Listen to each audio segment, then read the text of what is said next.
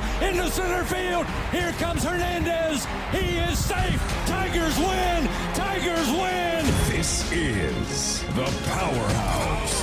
LSU Fighting Tiger Baseball is on the air. Play ball. This is exciting live coverage of LSU Fighting Tiger Baseball on the LSU Sports Radio Network, powered by People's Health. This one's high, this one's deep, and this one is gone. Brought to you by Albertsons, Coca-Cola, Cox, Hancock Whitney, Louisiana Blue, McDonald's, and by FMOL Health, Our Lady of the Lake. Nobody on, 2 outs, bottom of the ninth, 12-5, Tigers lead the 0-2. Swing and a miss, struck him out. Head north, young man, you're going to Omaha. Your home for exclusive live coverage of the Powerhouse. On the road to Omaha, LSU Fighting Tiger Baseball from the LSU Sports Radio Network, powered by People's Health.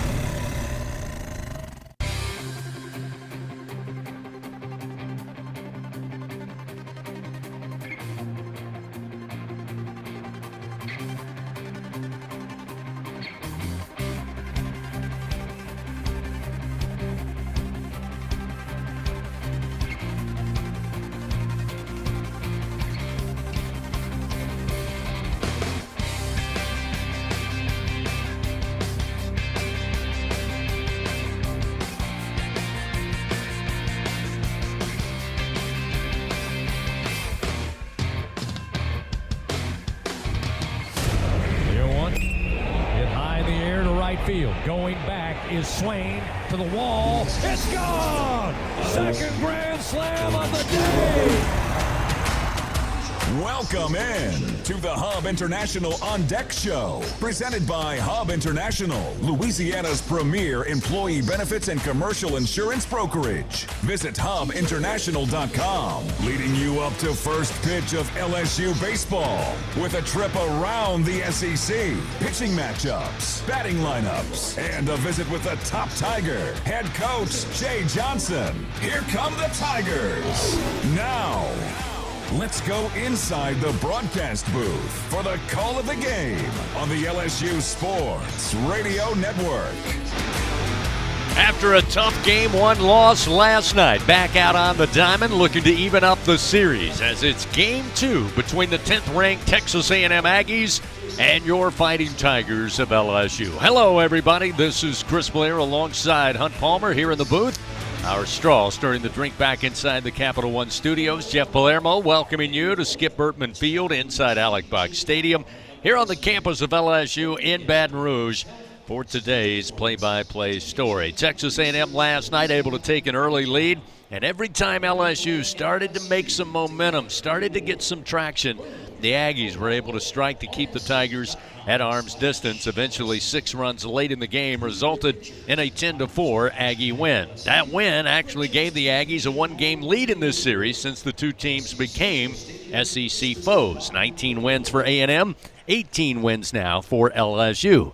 Today, Coach Johnson looks to sophomore William Schmidt, the right-hander, to get LSU off to a good start, but the Tiger offense has to be able to produce.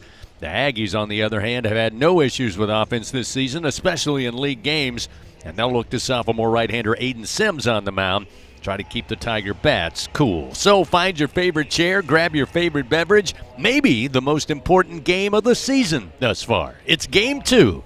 It's Texas A&M. It's LSU, and it's coming up next on the LSU Sports Radio Network.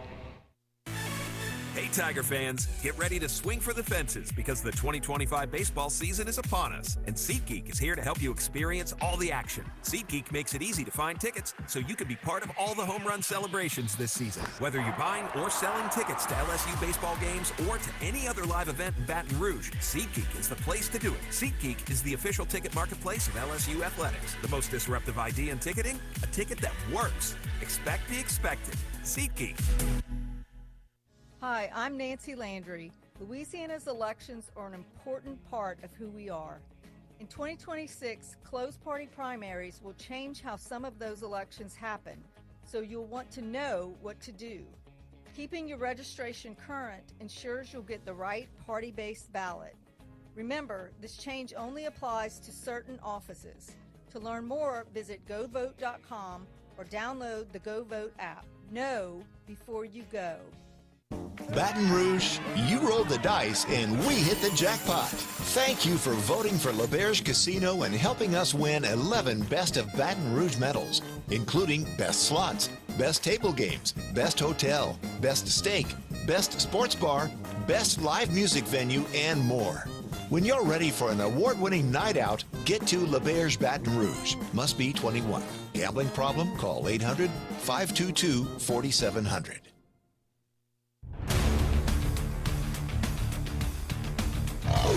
Back on the Hub International On Deck Show. Time now to talk with Tigers. Presented by your local Southern Quality Ford dealers on the LSU Sports Radio Network. We're back here at Alec Box Stadium, Skip Bertman Field, Game 2 of the series between LSU and Texas A&M. Joined now for Talking with Tigers by LSU infielder Seth Dardar. Seth, of course, has been a key part of the Tigers' success in SEC play. SEC Player of the Week just a few weeks ago against Kentucky. Seth, of course, injured his ankle about a week and a half ago. Tell us how you feeling, Seth, and what can you possibly hope to contribute this weekend? Yeah, I've been working every day trying to get back out on the field, and today I'm in a role more of as a pinch hitter and then getting a pinch runner right after. But I mean, like I said, I'm working every day trying to get back out on the field and then being supportive of my teammates, trying to push us to a win. Absolutely. And of course, opportunity today to even the series after last night's game. Just your thoughts on the impact you've made so far. As I mentioned, that the Kentucky series, you've had some other key hits throughout the season. Just your thoughts on the experience so far as an LSU Tiger. Yeah, obviously I'm super thankful to be here, super thankful to be a Tiger, and I mean it's nothing but a blessing. But I'm looking forward to what we can do here to finish on out the season. Obviously, everything in the past, like, it's all behind us, and we just have to take it one game at a time and look ahead.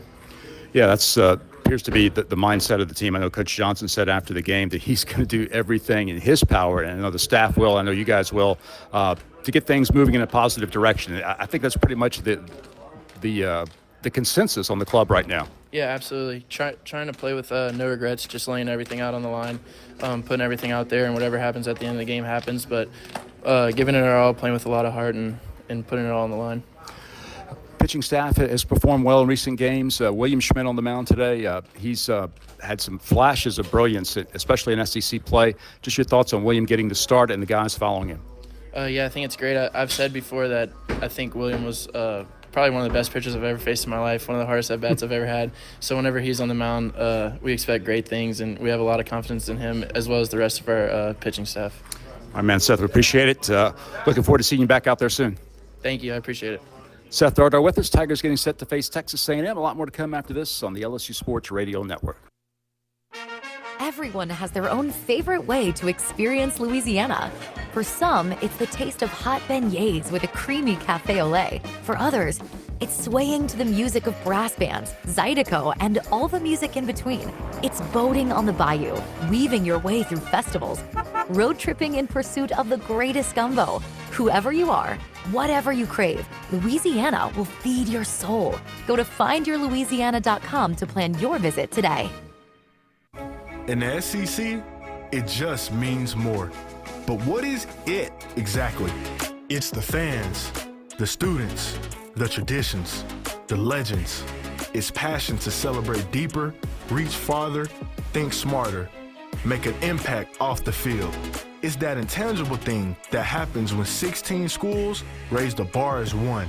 Because in the SEC, it just means more. I'm Chris Jakimick. I served in the United States Air Force, and I deployed 3 times. Being a veteran, it's interwoven into your DNA. It is really the absence of the connection and the purpose that can really drive a lot of veterans to some negative thoughts. For those who are in a suicidal crisis, the window of time to save somebody's life is very short. Our duty is to protect ourselves and protect our families, and one way you can do that is store your weapons safely. Store all your guns securely. Help stop suicide. Brought to you by End Family Fire and the Ad Council.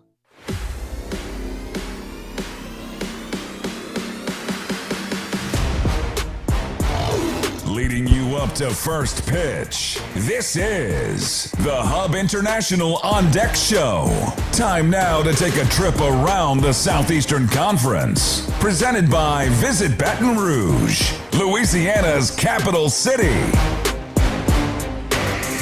Quick rain shower dropped by the box around 3:30, but it looks like now that has moved out of the way. We'll get your full game day weather report coming up in just a bit, but it looks like we have found the window to get baseball played this afternoon, moving the start time up to a 4:30 first pitch. Tiger fans, if you think you have what it takes to be a true Caniac maniac, prove it at the next home baseball game. You could win a prize pack courtesy of our friends at Raising Cane's One Love. Let's get you updated on what's happening around the SEC. Once again, to my left here in the booth, it's Hunt Palmer. Hunt? Hey, Chris, let's rock and roll here with a look at the standings. First, Georgia atop the Southeastern Conference. They are 12-5 on the season, trying to finish off a series win in Fayetteville. We'll get to that in a second. Texas and Texas A&M right behind the Bulldogs at 10-5. Remember, those two teams missing a game from last weekend when they could not complete their series in College Station. Ole Miss at 9-7 right there in fourth. And you've got Auburn and Florida at 10-8. Their series has been completed. Auburn went to Gainesville and won 2 of 3. And that's why they are tied there at 10-8.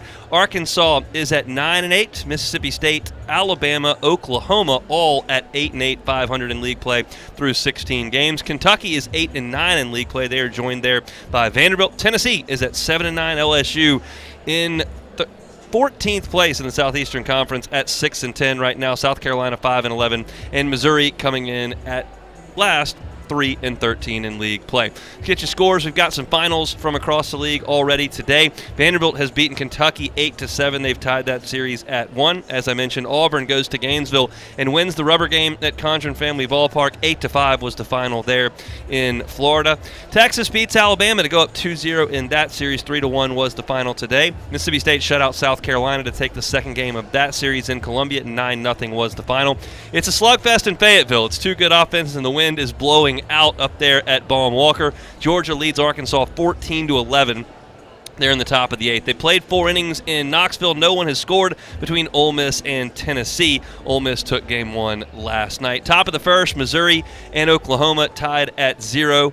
That's in Norman. Of course, Oklahoma won last night in game 1. And LSU and Texas A&M, the last game to get started today, coming up here in about 15 minutes. All right, thank you, Hunt. This LSU Baseball Moment, fans, brought to you by ES&H, keeping South Louisiana safe, compliant, and strong with expert environmental and safety solutions. Coming up, we will have a chance to hear from head coach Jay Johnson. We'll get your starting lineups. But up next, take a look at the starting pitchers. Another big matchup on the bump today. Hunt will break those two down when we return on the LSU Sports Radio Network. When it comes to investing in your home's comfort, it's never just one thing. You want to make sure you get an air conditioning system that's reliable, affordable, energy efficient, backed by a strong warranty, and is installed by a dealer you can trust. That's why people who insist on the best choose Trane. Trane is a proud partner of LSU Athletics. Visit TraneSouth.com today to find a Trane dealer near you. It's hard to stop a train, but it's easy to afford one. Ask for details. On Alabama's beaches, the coastal code isn't written on signs. It's written in the moments you make. It says, drop your flip-flops in the boardwalk and run. Seashells are the party favors of the Gulf, and all dance floors extend to the shoreline. Ready for a place where play leads the way? You'll get it when you get here. It starts with rule number 1. Start planning at alabama's.beaches.com. My name is Trina. I'm from New Orleans, and I've been with Blue Cross Blue Shield for almost a year. Last year, it was right after my husband and I got married, I was diagnosed with a heart condition. When I received the diagnosis, I was terrified. And it was just so reassuring to know that I was covered. Knowing that I could really swing those costs was a security like none other. It's empowering. It's very empowering. Here is a look at the game's pitching matchups as the Hub International On Deck show continues on the LSU Sports Radio Network. Fans have the right equipment to take on any job linked to the land. Visit Sunshine, your hometown John Deere dealer in Louisiana, at sunequip.com. Getting ready for Game 2. Texas A&M in town taking on your Tigers. The Aggies got the win last night, 10-4. Another intriguing pitching matchup as far as the starters are concerned today. And to take a look, compare, and contrast once again, here's Hunt Palmer. Hunt? Yeah, a pair of very talented sophomore right-handers on the mound in this matchup. We'll start with the home team, the Fighting Tigers. They'll send William Schmidt to the bump for his 10th start of the season. William is 4-3 overall this year with a 3.22 ERA. He's thrown 42 2/3 innings, allowed 35 hits and 19 runs. 16 of those are earned. He's struck out 63, walked just 18. Opponents hit 210 off of William Schmidt. He said to the media a little bit earlier this week that he liked the way he threw the ball early in the game last week against Ole Miss, but kind of ran into some trouble in the middle innings. His goal now is to work deeper into games. That's going to be a challenge against this Aggie lineup, but that's what William Schmidt's out to do this evening. Aiden Sims for Texas A&M has been their best starter. On the season, he is 6-0. He started every single weekend, all 9 of them. We'll look at his SEC stats where he's made 5 starts. He is 3-0 with a 5.33 ERA. He's thrown 25 1/3 innings and given up 25 hits, 1 an inning. He has allowed 17 runs, 15 of those are earned, 26 strikeouts, and 10 walks. Opponents hit 253 off the talented right-hander who has allowed 6 home runs on the season. Sims has done a really good job of limiting damage. He usually gives up about 3 runs. He's given up 3 runs in 3 of his last 4 starts, but right on the number. Hasn't been a lot worse than that, hasn't been really dominant, but he is the best starting arm on this Aggie team. Throws a fastball in the mid-90s and a lot of off-speed stuff from the talented right-hander. Well, one thing's for sure, Hunt, after watching last night's game, and for that matter, since SEC play began, I think you can make an argument that, yes, you want William Schmidt to get off to a great start, be able to go deep into the game, command all his pitches. But based on last night, I got a feeling both teams' bullpens will factor not only today, but also into tomorrow's matchup. But again, it will be Aiden Sims, the sophomore right-hander for the Aggies, facing off against sophomore righty William Schmidt for LSU. We'll continue with more on the Hub International On Deck Show. Quick reminder that all LSU Sports Radio Network broadcasts stream for free on the LSU Sports mobile app. That means you can take us wherever you go. You can download the app for free on iOS or Android. That's the LSU Sports mobile app. Just search it up. It's presented by BASF. We create chemistry. Up next, we talk with head coach Jay Johnson, leading you up to first pitch right around 4:30. Game 2, Texas A&M and LSU, coming your way on the LSU Sports Radio Network. When you shop Albertsons online or in our app, you can count on us to have freshly picked, high-quality ingredients ready for pickup or delivery in as little as 30 minutes. Plus, save $30 off your first online order and let Albertsons take the hassle out of shopping while racking up the savings. With free pickup or delivery, you will always get the same great prices, deals, and rewards as in-store. Shop online at Albertsons.com or in the app. Albertsons, fresh foods, local flavors. Hi, this is Chef Kevin Belton for People's Health.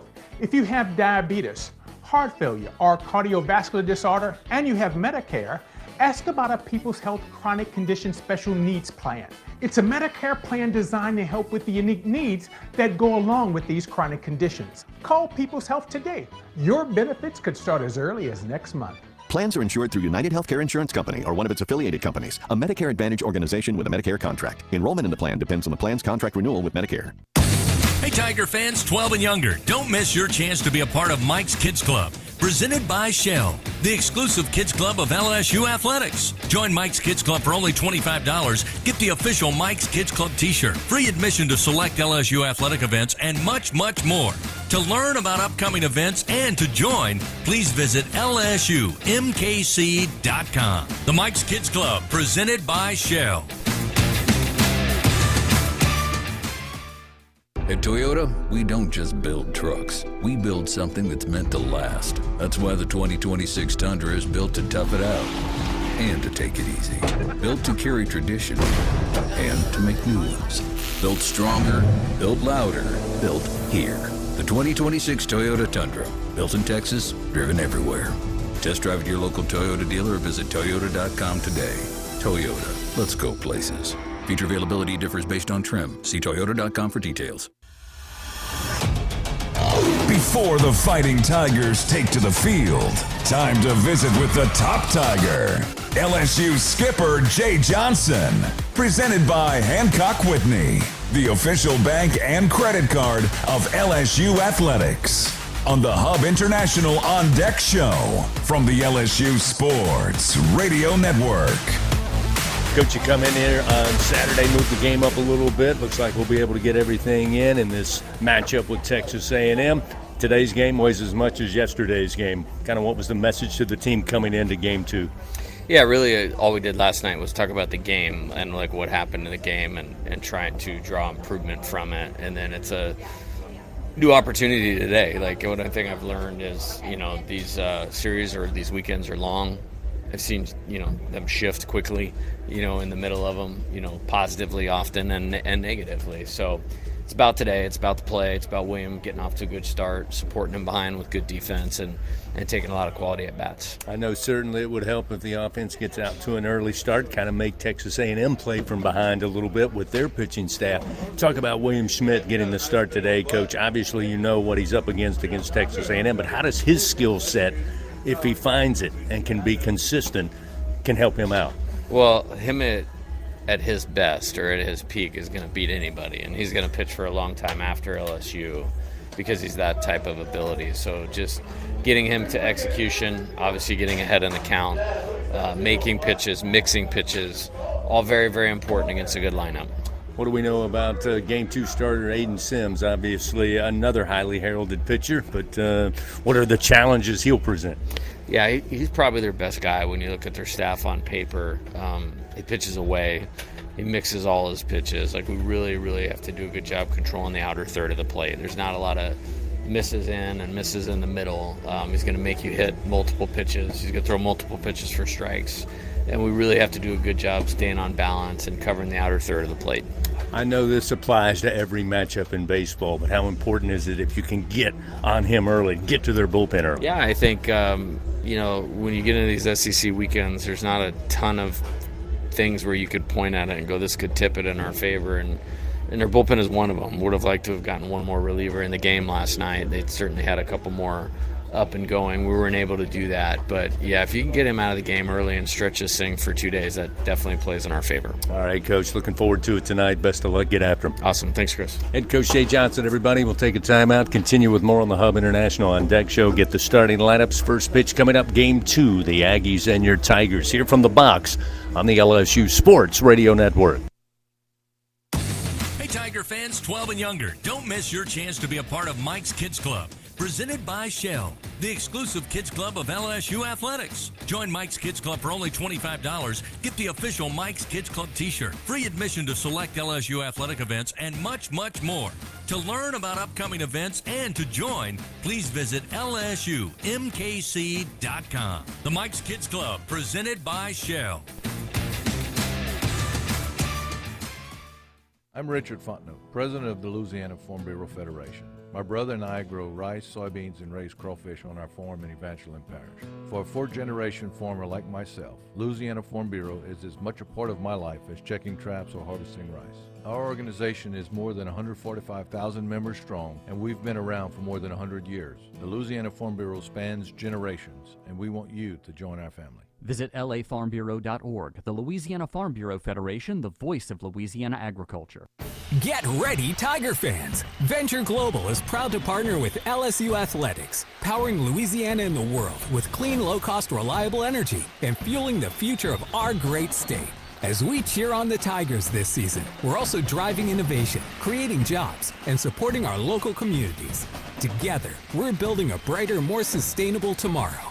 Venture Global, proud partner of LSU Athletics, powering champions on and off the field.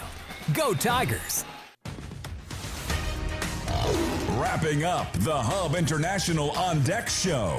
We are just moments away from first pitch. Time now for the game's starting lineups. Presented by Cintas. Build a better workday when you partner with Cintas. Visit Cintas.com. First pitch coming up, Game 2, Texas A&M. Coming in to take on your Tigers. LSU Athletics would like to thank its corporate partners, Cox, McDonald's, FMOL Health, Our Lady of the Lake, Albertsons, Louisiana Blue, Coca-Cola, and Hancock Whitney. Let's get to those Cintas starting lineups. First for the visiting Aggies, now 29-7, 10th ranked in the country. High is ranked in certain polls as number 7. They're 10-5 in SEC play. First base will be handled, and leading it off, Gavin Grahovac, the junior, batting .359, had a solo home run, his 11th of the season last night in Game 1. Caden Sorrell in center field will bat second. Chris Hakopian took a pitch right off the batting helmet, had a cut on his face, but the good news, after having to leave last night's game, he's back in the lineup for Coach Early and the Aggies. Good to see that. The junior batting .293. Jake Dewar again will be the DH. He'll bat cleanup. Nico Partita at third base will bat fifth. Terrence Keel will be in left field. He'll bat sixth in the order. Jorian Wilson, a couple of 2-run homers last night. Wilson with his 8th and 9th home runs of the year. He'll bat seventh, be in right field. Bear Harrison again, the walk specialist behind the plate catching. And Boston Kellner, the freshman shortstop, will bat ninth in the order. Now for your Fighting Tigers of LSU, 23-16, now 6-10, 4 games under 500 in SEC play. Derek Curiel once again atop the order, a sophomore batting .357. He'll be in center field. Jake Brown will bat second, playing right. The junior hitting .318. Cade Arambidi behind the plate after being the DH last night. Tiger catcher will bat third in the order. Stephen Milam will bat cleanup, the shortstop. John Pearson will bat fifth, play third base. Mason Braun will be at first base batting sixth. Omar Cerna Jr., platooning with Aaron Beatty, will be the DH this afternoon. He'll bat in the 7-hole. Tanner Reeves gets the start, his 6th of the season at second base. He'll bat 8th. Chris Stanfield in left field will bat 9th. Again for the Aggies, on the bump, sophomore right-hander Aiden Sims. And for your Tigers, sophomore righty William Smith. That's a look at the Cintas starting lineup. That means all we have left to do is get to first pitch. That's just around the corner here at the box. Game 2, Texas A&M and LSU, coming your way next on the LSU Sports Radio Network. At Hancock Whitney, we don't leave things to chance, including the Tigers season. That's why we ran thousands of our LSU Visa debit cards through every game day ritual around the Gulf South. Get your LSU Visa debit card and some good game day luck for the Tigers this year. Learn more at HancockWhitney.com/LSU. Gotta carry that purple and gold. Hancock Whitney, official bank of LSU Athletics. Hancock Whitney Bank, member FDIC. It's not easy to be a champion. It's built from every swing, pitch, and game. All season long. In the grind, the focus, and in the recovery. FMOL Health, Our Lady of the Lake experts provide best-in-class care for defending national champions LSU baseball. On the field, I trust my team. For my healthcare, I trust the lake. From championship athletes to everyday champions, trusted care starts here. Visit OLOLRMC.com/LSU. My wife, she loves the fried okra. She's from Mississippi, so that's her favorite thing to do. I guess I was just too late. The flame ignited right there in my face. The pain was, it was bad. That's how I got 2nd, 3rd degree burns. Blue Cross treated me great with the recovery process. In the end, everything worked out. I'm Chad, I'm from Baton Rouge, and I had Blue Cross for 10 years. I don't eat fried okra, that's the funniest story. 17 SEC championships. One out, bottom of the ninth. Runner at first. 54 NCAA regional and super regional appearances. Shores comes set, the 0-1. 20 trips to Omaha and the College World Series. Ground ball towards Dickinson, flips it to Milam. 8 national titles. The relay to first in time. Tigers win. Tigers win for the 2nd time in 3 seasons and the 8th time in program history. The Fighting Tigers reach the pinnacle. They stand alone atop the mountain. Your LSU Fighting Tigers, the 2025 college baseball national champions. The powerhouse. This is LSU Fighting Tiger Baseball.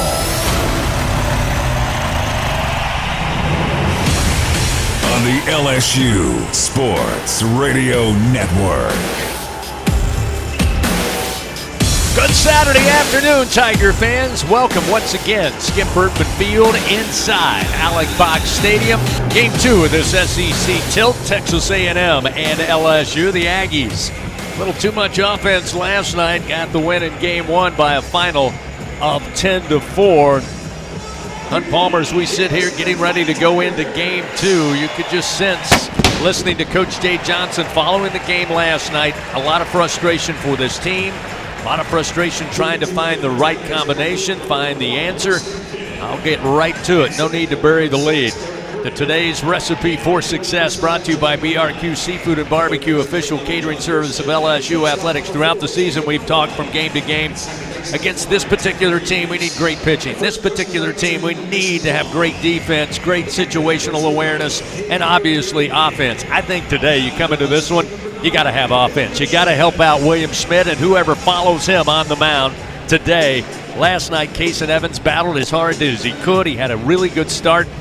Got a little loose as the innings went on, but LSU's offense not able to help out their starters or their pitching staff the entire contest. So I'm going to go ahead and say it's offense today.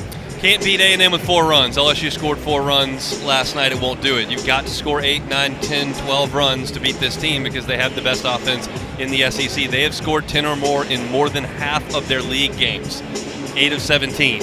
They did it last night. That's what you're up against. Now, you've got a talented starter on the mound in William Schmidt.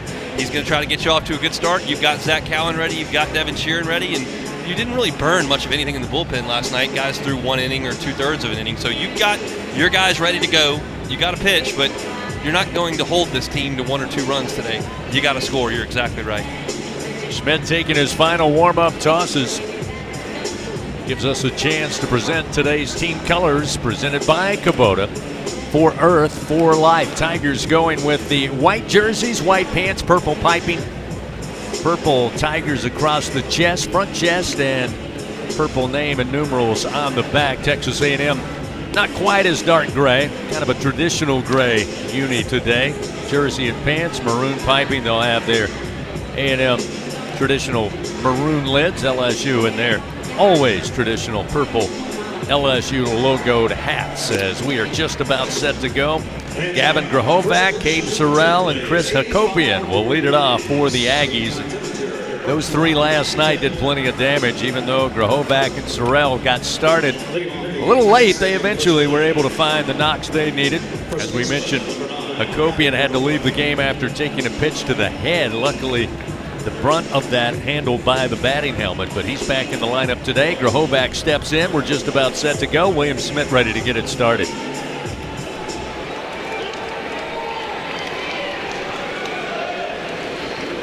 First delivery by Schmidt.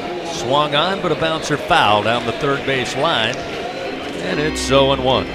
Grahovac's not your traditional leadoff hitter. He doesn't run exceptionally well. He's built like a linebacker, and he takes a lot of early swings. He's very aggressive, but he gets on base a lot. He produces a ton, hit a big fly last night. He's a heck of a player. Here's the 0-1. Fastball at the knees at 96, and it gets ahead of Grahovac. Goes Schmidt, 0-2. Remember, Kason Evans had a lot of success throwing the breaking ball away to Grahovac last night, diving it out of the strike zone. We'll see if Schmidt goes to that. The 0-2 delivery. He does. Grahovac stays away. They appeal down to first. He did not go around. That'll make it 1 ball and 2 strikes. Good pitch call, partner. Yeah, that's the pitch they had some success with him last night, and he just held up the bat that time. I think they'll go right back to it. Wind in the 1-2. This time a little swing, caught a tip, and held on to by Aaron Beatty. Ring him up. William Schmidt gets the strikeout on Grahovac. Good start, 1 away. Yep, right back to the slider. That's the pitch that's going to get Grahovac, and Schmidt executed it 2 times in a row. That one was a little bit better, and Grahovac could not hold the bat that time. He didn't even wait for the appeal. He just check swung, knew he went, and went right back to the dugout. Caden Sorrell, another dangerous hitter for the Aggies, batting .367. Last night, 1 for 3 with an RBI and a run scored. First pitch sends this one straight up into the air. Third base way. Pearson in foul territory by a step. Makes the play. Quickly 2 gone. So Grahovac and Sorrell retired by William Schmidt, a strikeout and a foul pop-out. And now we'll see the second baseman, Chris Hakopian, before he was injured on that hit by pitch. He was 2 for 4 also with an RBI and a run scored last night in Game 1. He's got John 3:16 written on his helmet for saving his life yesterday from that ball. That's a little bit of a humorous play on that. First delivery from Schmidt, misses outside and low with the heat. 1 ball and no strikes. Man, I watched it again last night after getting home, and we see it now on the monitor. Extremely lucky where contact was made. And I know that sounds odd, but it could have been a lot worse. Here's the 1-0. Ooh, they missed below the knees with that fastball. Now 2 balls, no strikes to Hakopian. Hakopian's got that insert on his helmet that comes out over the jaw line, and that's where the pitch grazed off before it caught him on the cheek and scratched him real good. Here's the 2-0. That one a strike. Nice pitch by Schmidt. Fastball again. Outer edge, down around the knees to the right-hander, and it's 2-1. He did not have that tape and Bible verse written on the helmet yesterday. Since it saved him yesterday, he'll tip the cap to it today. 2 outs, nobody on. Here's the 2-1. Overhand and a delivery with a strike with a breaking ball. It's now 2-2. Schmidt's got good feel for the fastball and the curveball early. He's thrown them wherever he's wanted to this point. We'll see if he can make another good pitch. 2-2. 2 outs and the 2-2. Just missed outside. Ball comes out of the mitt of Aaron Beatty. That'll fill the count. 3 balls and 2 strikes. Went heater there, 97, so Schmidt's feeling good on this Saturday afternoon. Sun is out here after a quick rain shower around 3:30 this afternoon. Here's the payoff. Breaking ball, swung on, high in the air, foul territory near the Tiger dugout, first base side. Aaron Beatty just couldn't get to it. He was trying to see how much room he had before catching the railing. He hung up just a bit. Could have been played, but a tough, no doubt, for Aaron Beatty. Good effort, just comes away empty-handed, so that will allow Hakopian to stay at the plate with a 3-2 count. Yeah, Aaron Beatty had to go a long way there, and he's trying to see if he had room. He actually did. It landed in play, but he had to run a long way. And the thing with those turf foul territories here at the box is the warning track's no good. You can see it, but you can't feel it. So he couldn't tell while looking up in the sky how close he was to the dugout and didn't quite get to the ball. It would have been a remarkably difficult play. Just didn't quite get there. Aaron Beatty back behind the plate. Hakopian digs back in. 2 outs, nobody on. Top of the first, just underway. Schmidt, another payoff. In the air, right center field. Curiel coming over, tells Jake he's got it, and he does. So a good, quick inning of work for William Schmidt. 3 up, 3 down go the Aggies here in the top of the first inning. We played a half inning, no score. Tigers come to the plate. Curiel Brown and Aaron Beatty when we return on the LSU Sports Radio Network. In Baton Rouge, locals don't just love their home. They love sharing it. Discover a city where culture is abundant, hospitality comes naturally, and the best spots are never kept secret. With the vibrancy of a big city and the ease of a weekend getaway, Baton Rouge invites you to slow down, savor, or soak it all in. Find your pace at visitbatonrouge.com. LSU Tiger fans are gearing up with real Tigers apparel and merchandise from the official online store at lsushop.net. Get jerseys, sideline gear, polos, t-shirts, hats, official team merchandise from Nike, accessories, and much more. Over 3,600 products, all shipped right to your door. Head to the place real Tiger fans go for the selection only real Tiger fans get at lsushop.net. I'm a pretty great multitasker. I can wash dishes and do laundry. I can roller skate while walking my dog. I can even order lunch while doing my homework. But I can't use my phone while driving. A distracted driver is one of the leading causes of death in the United States. So when it comes to driving, please, don't be a multitasker. Don't drive distracted. A message brought to you by the National Highway Traffic Safety Administration, Project Yellow Light, and the Ad Council. Back to the action of LSU Fighting Tiger Baseball from the LSU Sports Radio Network, powered by People's Health. Of course, the game originally scheduled tonight at 7 o'clock, but due to inclement weather expected to arrive here in the capital city, Last night after game one, right around 11 o'clock or so, they announced they would move the start time up to 4:30. Let's get your game day weather report brought to you by AccuTemp. Chance of power outages never.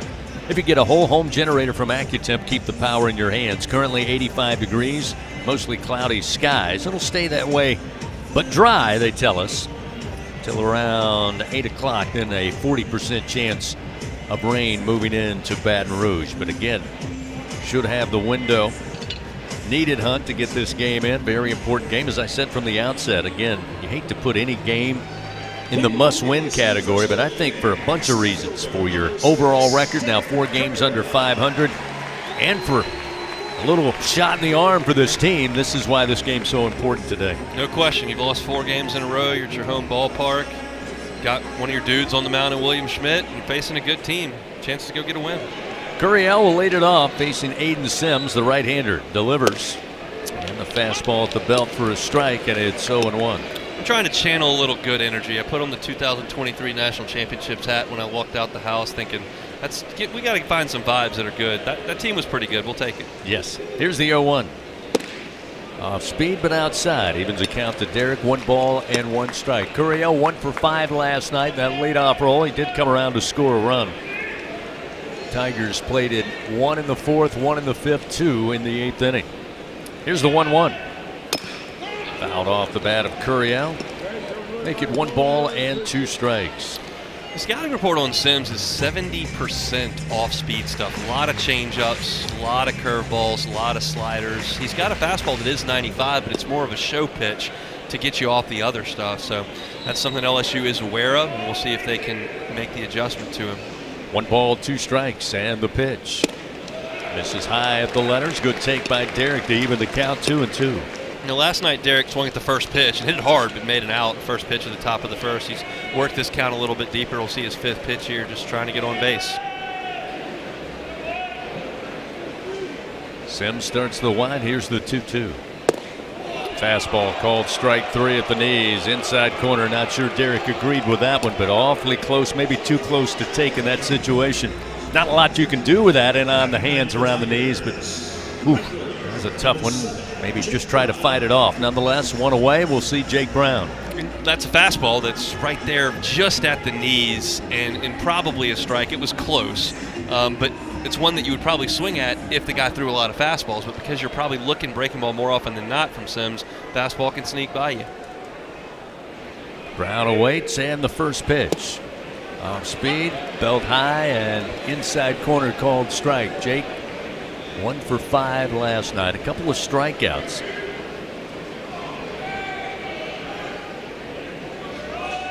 Here's the 0-1 pitch. That one missing low, evens it up. 1 ball, 1 strike. Fans, if you're a coach or a CEO and you lead people towards success, check out Coach Skip Bertman's book, Everything Matters in Baseball. Just go to skipbertman.net right now. Learn ways you can help lead your team to victory. 1-1 the count to Brown. Pitch from Sims. Swing and a miss. Off speed, down and away. 1 ball, 2 strikes. Now they'll move Partita, the third baseman, right of second base. They'll leave Kellner, the shortstop, in the traditional 6 hole, although he's a bit shaded towards the second base bag. 1-2 to Brown. Way out in front, swinging. Down on strikes, and Sims. Now with 2 away, we'll face Kate Arambidi. Arambidi, a bright spot last night. Hunt went 3 for 4 with a run scored and an RBI. Maybe he can get it started here.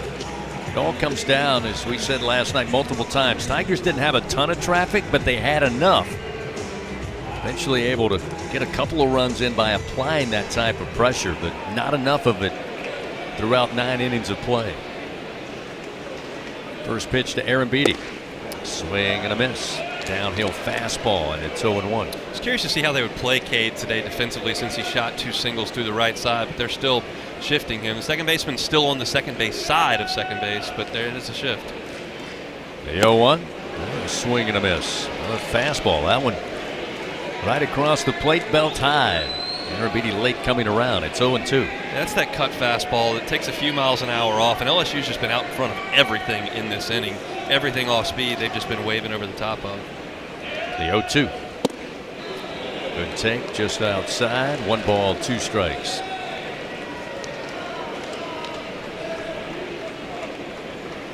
Aaron Beatty still leading the Tigers against SEC pitching, batting an even .400 this year. The 1-2 pitch, and a swing and a miss.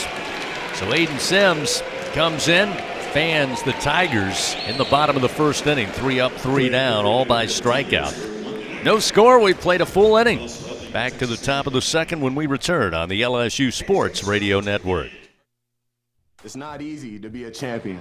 Built from every swing, pitch, and game. All season long. In the grind, the focus, and in the recovery.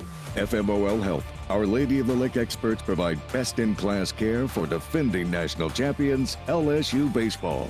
On the field, I trust my team. For my health care, I trust the lake. From championship athletes to everyday champions, trusted care starts here. Visit OLOLRMC.com/LSU.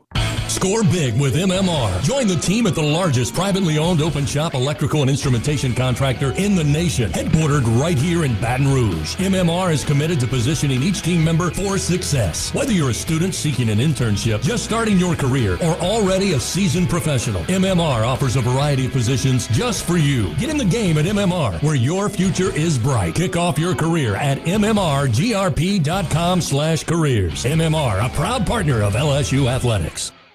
Louisiana runs on hard work, on the field and on the job.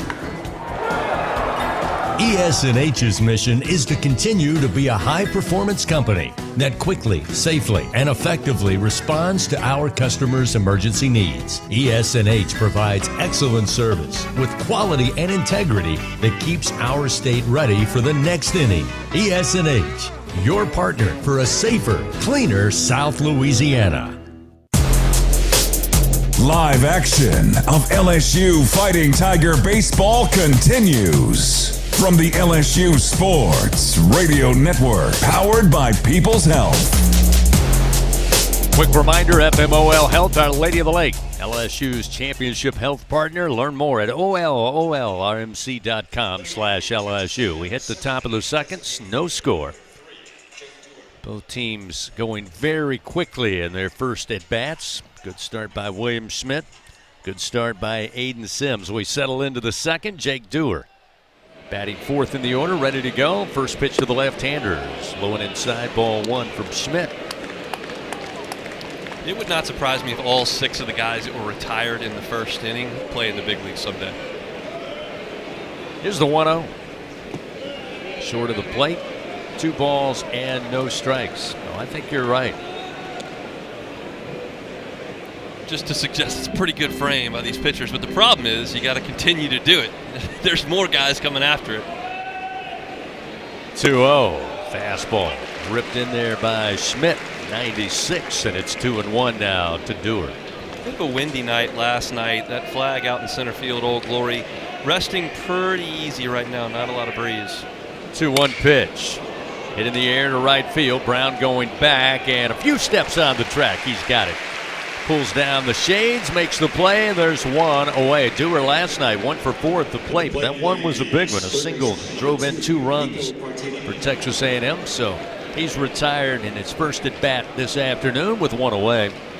We'll now see the third baseman, freshman Nico Partita. You talk about the talent at the top of both of these orders. One of the things you mentioned last night, not the fact that Texas A&M, a lot like LSU here. That first pitch, a called strike, relying on some true freshmen to be integral parts of the team. For A&M, Partita and Kellner. Outstanding freshman. This pitch missing low. 1 ball, 1 strike. And not to mention, Jorian Wilson, who hit 2 home runs about 900 feet last night. So they got a trio of very talented freshmen in their lineup, and they'll need it because they're going to lose Grahovec and Sorrell and Harrison and a big crew from this team next year. The 1-1. Slow bouncer. Pearson charging in at third on the infield grass, and the throw not in time. Great stretch by Braun. Took it on the short hop, but again, Pearson playing back behind the third base bag. Had to really come in hard, and that third bounce, it almost just died. Checked up on him, and he had to come in a little farther than he probably wanted to get that throw over in time. Yeah, John did all he could there. Obviously, he's not the quickest third baseman, but he charged it immediately, got a good read on it, and made a strong throw. He just didn't have time to make a play. It wasn't hit hard enough. Partita picks up the infield single, so a runner aboard for the Aggies. One away, however, we'll see Terrence Keel. And the first pitch, Keel puts a big swing into it, but fouls it out of play right side. And it's 0-1. You had a great observation last night, Hunt, in the sense that when you look at this Texas A&M lineup, Grahovac with 11 home runs, Sorrell with 17 home runs. They combined for 108 RBI. Terrence Keel is just kind of a great guy to have in this lineup because of the ability to get on board and then create havoc with his speed. There's a swing and a miss on the breaking ball, and it's 0-2. And they've got him positioned right in front of Wilson, who's going to hit the ball out of the ballpark a lot, so you can get on base for him. And then Harrison hits behind there, who's also a run producer for them. So he's kind of a table setter in the middle of the order in that 6th spot. Runner at first, one down. Schmidt working from the stretch, fires to the plate outside. Aaron Beatty able to get to it. That'll make the count 1 ball, 2 strikes now to Terrence Keel. You listen to Jay Johnson, he talks about stacking a lineup to create innings and put them together. And you think of Keel as a guy who would maybe start an inning with these big bats behind him down towards the bottom of the order. 1 out, runner at first. Here's the 1-2.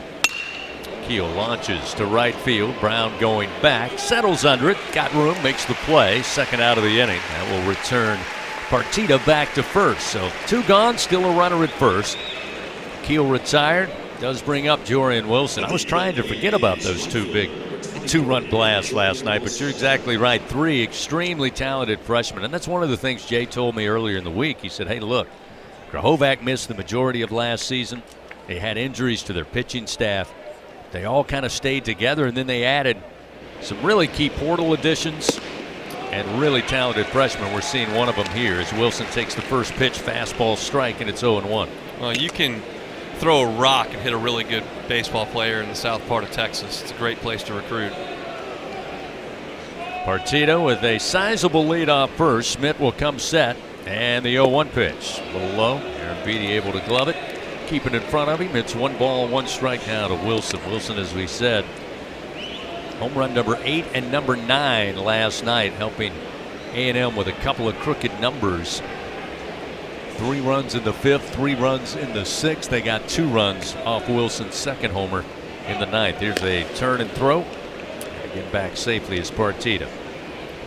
Just saw a graphic pop up on the monitor here that Jorian Wilson in his last 14 games hitting just a tinge under 400. Really seeing it well after struggling out of the chute as a true freshman.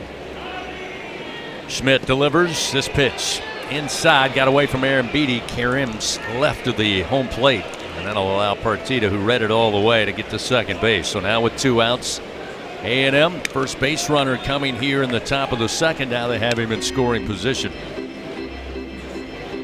Williams now got a base open. You've got a guy that's obviously seeing the ball extremely well. He's left-handed. Right-handed hitting Bear Harrison is in the on-deck circle, so you don't want to lay anything in there while you're trailing in the count. There's a base open. 2-1 pitch. Oh, and inside. Make it 3 balls, 1 strike. Yeah, Wilson comes in today against SEC pitching as a true freshman, batting .333. Has 21 runs batted in. He's got a runner at second. Here's the 3-1. Swing and a miss. Nice pitch by William. Will fill the count 3-2. At 3-1, you think of that traditionally as a fastball count. William goes with the off speed there, and Wilson was looking for the fastball. It was out in front of it. We'll see what he goes to 3-2. 2 outs, top of the 2nd. Here's the payoff. Ground ball against the shift. Nobody at home in the 6 hole. That's out to left center field. They will send Partita, and Wilson, now with his 5th RBI of the weekend, gives the Aggies a 1-0 lead with 2 outs here in the top of the 2nd. And I mentioned last night, big difference. A couple of stats stood out. Number 1, Texas A&M, 4 of 9 getting the leadoff hitters aboard. They were 3 of 10 with runners in scoring position. The Tigers last night, 1 of 9 in the leadoff spot, 1 of 8 with runners in scoring position. And this is an A&M team that you get them at 2nd or 3rd. 1 out, 2 outs. Fortunately for their opponents, really doesn't seem to matter. Bear Harrison, the walk specialist, stands in, the catcher for the Aggies. Been walked this season 31 times. Last night, 0 for 2, but aboard twice or rather 3 times by way of walk. There's a strike to Harrison, starts him off 0-1. This inning's just a microcosm of these two teams right now. LSU obviously get a swinging bunt there from Texas A&M, but you got a runner on first base. Then you throw the wild pitch and give him a free base. That's bad on LSU. The 0-1. Breaking ball missed low and outside to the right-hander. It's 1-1. And so LSU allows the 90 feet, and then Texas A&M comes up with the 2-out hit that they tend to get, and LSU generally has not. And LSU just plays from behind once again. It's just a spot they've been in far, far, far too often. Smith trying to keep it just a 1-0 deficit here. Well, here's the 1-1. Harrison drives this one to left field, and it is out of here into the left field landing. So not only can he draw a walk, Harrison with his 6th home run of the year, and it's suddenly a 3-0 A&M lead, all coming with 2 outs here in the top of the second. They're just relentless. They are the best offense in the Southeastern Conference, and you get 2 outs and you feel like you got a chance to hang a 0, and all of a sudden you look up 3 pitches later and it's 3-0 Aggies. I'll have to take a look at that pitch the second time on the monitor to see where it was, but I think it was a heater, and Harrison just got his foot down and got on it, and he crushed that thing as a line shot, missile into the left field seats. Right down the pipe. Boston Kellner at the bottom of the order stands in. Batting .275 in the first pitch. He will launch with a line drive, and Jake Brown able to get to it in right for out number 3. But the Aggies do strike first here on Saturday. 3 runs, 3 hits. They leave nobody on. 3-0 Aggie lead. We now move to the bottom of the second when we return on the LSU Sports Radio Network. Hey, Tiger fans 12 and younger, don't miss your chance to be a part of Mike's Kids Club. Presented by Shell, the exclusive kids club of LSU Athletics. Join Mike's Kids Club for only $25. Get the official Mike's Kids Club t-shirt, free admission to select LSU athletic events, and much, much more. To learn about upcoming events and to join, please visit lsumkc.com. The Mike's Kids Club, presented by Shell. Squeeze every ounce of life out of every day. Memorize every sunset, every face you love, and climb every obstacle until you can't go higher. With Louisiana Blue, you're free to soar because you've got the compassion of the cross, the security of the shield, and the comfort of blue behind you. Live Louisiana. We've got you. Louisiana Blue. Louisiana True.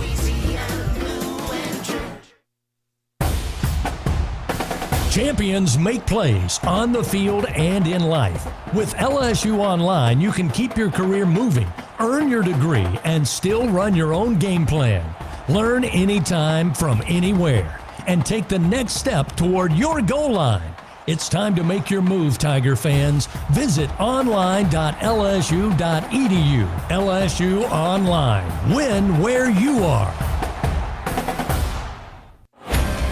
Back to the action of LSU Fighting Tiger Baseball from the LSU Sports Radio Network, powered by People's Health.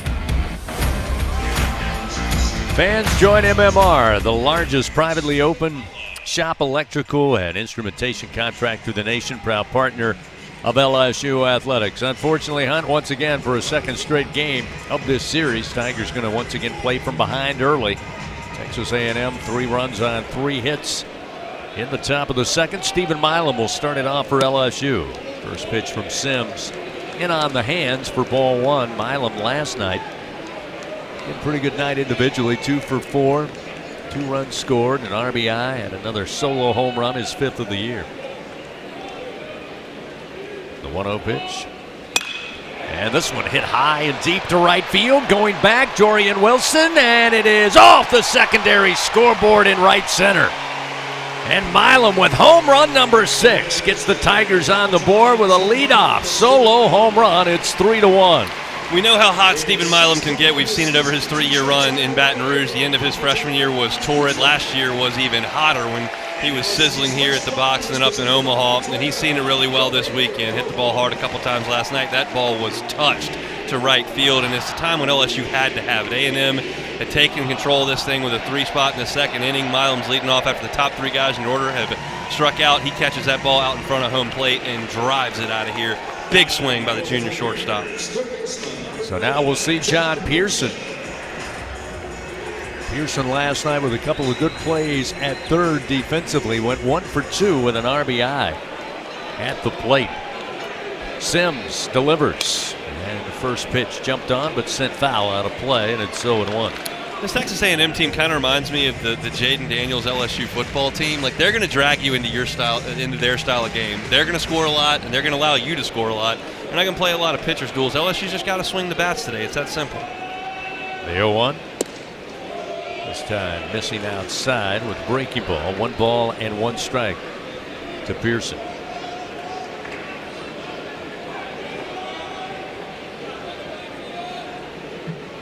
The 1-1 delivery. This is inside. 2-1. Now the clouds parted. A lot of sunshine on Skip Bertman Field. Outside of the third base line, just shy of the mound. Here's the 2-1. Chased a junk ball low and away, and it's 2-2.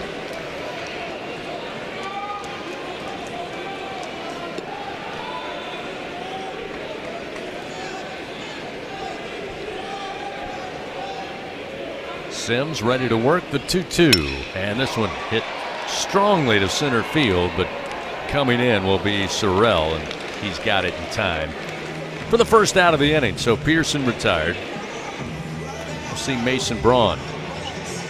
Chris, it sounds like things are coming down to the wire in Fort Worth. Jay Clark's gymnastics team bidding for a title, and sounds like a little bit of disappointing news that we just got there. They went to the last rotation with the lead, but it sounds like a second-place finish for Jay Clark's They needed gymnastics Chio to team. get a 10 on the beam, and she got a 9-9.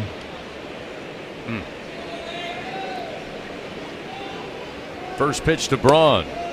Off speed, missed outside. 1 ball, no strikes. The freshman out of South Bend. Last night 0 for 4. Again of late after being inserted into the everyday lineup. Braun's been effective at the plate. Fouls this one back. Now it's 1 ball and 1 strike.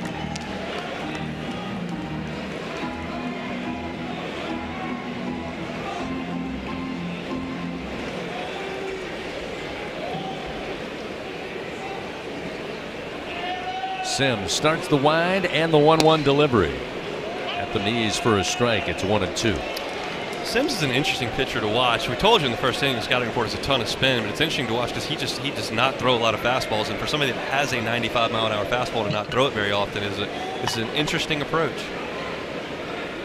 The 1-2 delivery. Down the middle, called strike with a breaking ball. Again, Braun, I think, fooled on that. Wasn't looking for it, just let it go by, and it was a good-looking pitch if you had to go back and look at it again. 2 gone. Yeah, that was just a slider that split the plate. Mason was very clearly looking for something else. So now we'll see Omar Cerna Jr. DHing tonight as Aaron Beatty works behind the plate catching. Cerna 1 for 4 with an RBI last night. First pitch to Omar. Missing outside, 1-0.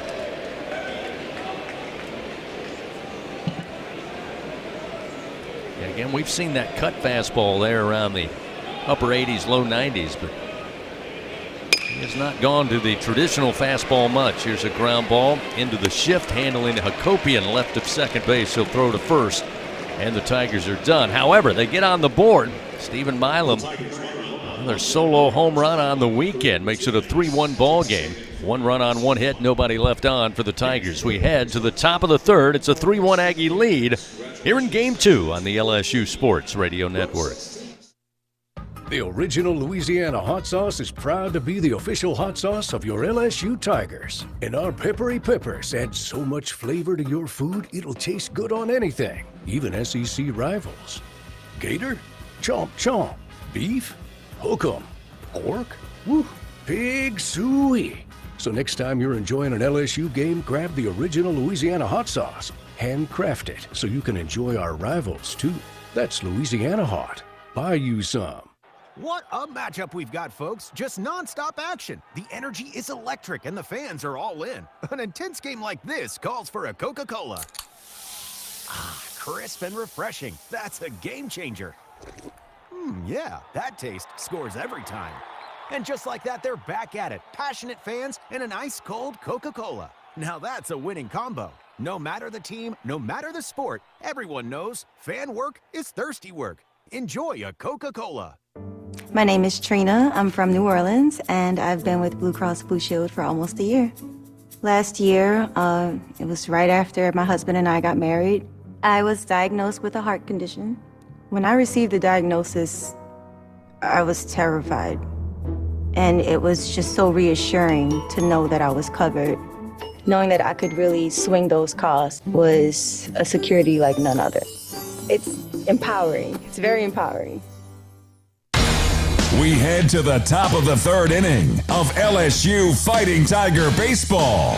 Presented by Bengal Pest Products. Guaranteed overnight extermination with Bengal. 3-1, Texas A&M leading LSU. Top of the third, Aggies will lead it off with the top of the order, Gavin Grahovac. Yes, indeed. All finished up there at Dickies Arena in Fort Worth. Oklahoma going to win the national championship. NCAA gymnastics. LSU going to finish within an eyelash in second place. But another great season for Jay Clark and LSU gym. First pitch to Grahovac misses outside. It's 1-0. William Schmidt about to deliver his 35th pitch here in the top of the third. Fastball hammered, and Grahovac going to drive this one into the left field landing. And Grahovac adds to his home run total, adds to the Aggies' home run total this weekend. That's his 12th of the season. And they get that run back quickly. It's now 4-1, Texas A&M. And the 2 RBI hits, the single from Wilson and then the home run by Harrison in the last inning were fastballs right down Main Street, and I think that was the same thing. It's not that William Schmidt is throwing balls, but part of command is making sure you don't split the plate with heaters, and he did twice in the last inning. And I'll take a look at this one. That's just a fastball center cut, and these guys are too good for that. Caden Sorrell now to the plate. Fouled out to Pearson. Third base side, his first time up. 1-0 the count. That pitch inside.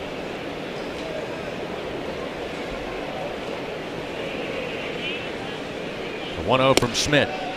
This is high and outside. 2-0.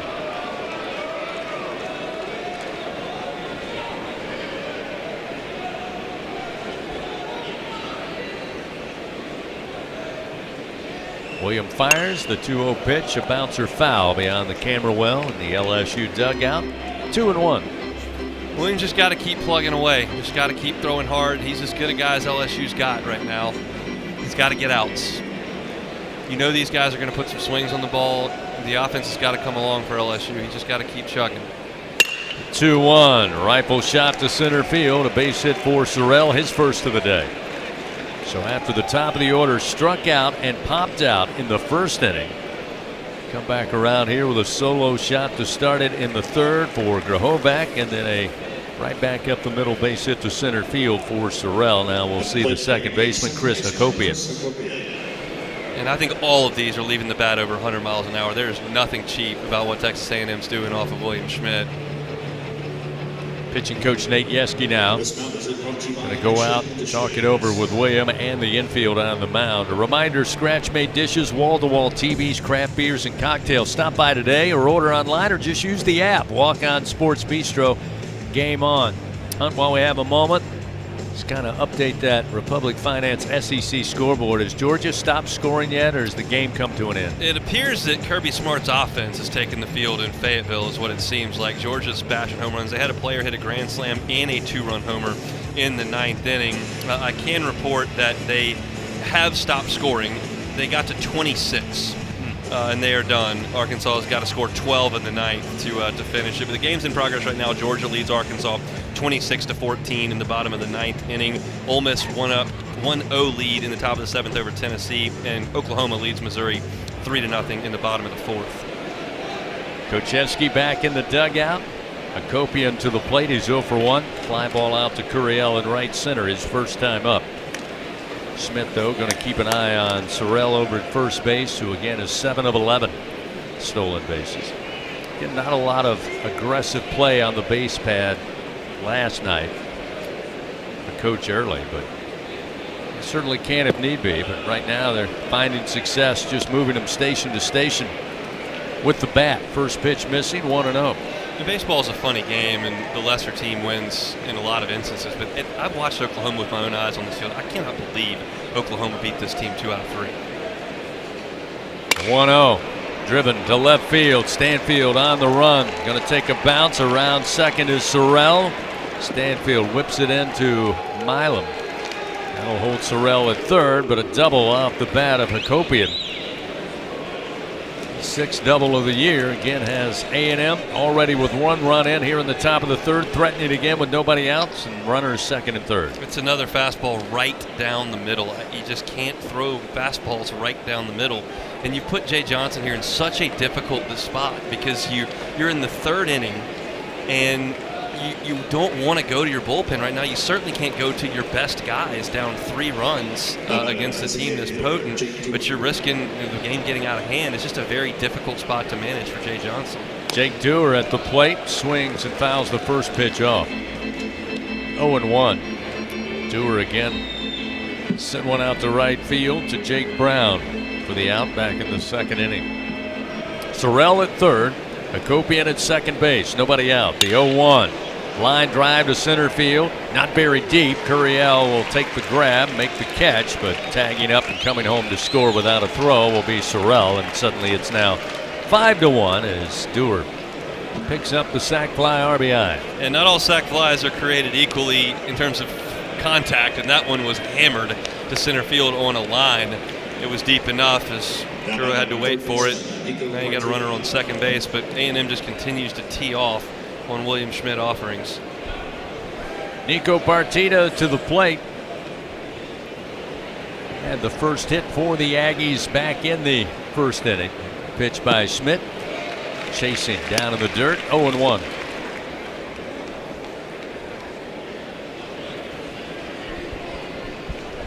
And a quiet crowd here as they look at that scoreboard. 5-1 Texas A&M. Here's the 0-1 pitch. One at the knees for a strike. 0-2.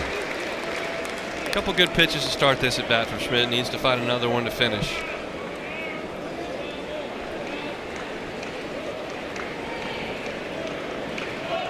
Checks the runner at 2nd. Schmidt fires the 0-2. A bouncer towards 2nd base. Reeves handle it on the bounce. Throw to Braun to get the 2nd out of the inning.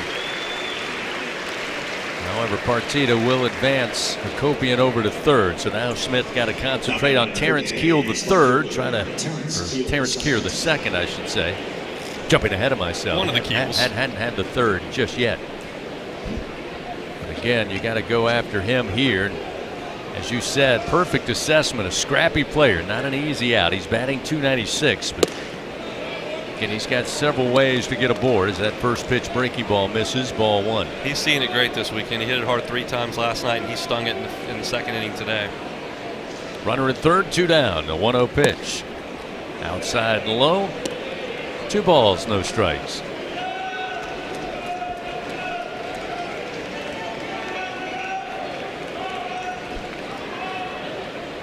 Hakopian down the line at 3rd. Here's the 2-0 to Keel. The overhand breaking ball gets in for a strike, 2-1. That's a good pitch from William. He's getting teed off on with those fastballs down Broadway, and you might throw one of those 2-0.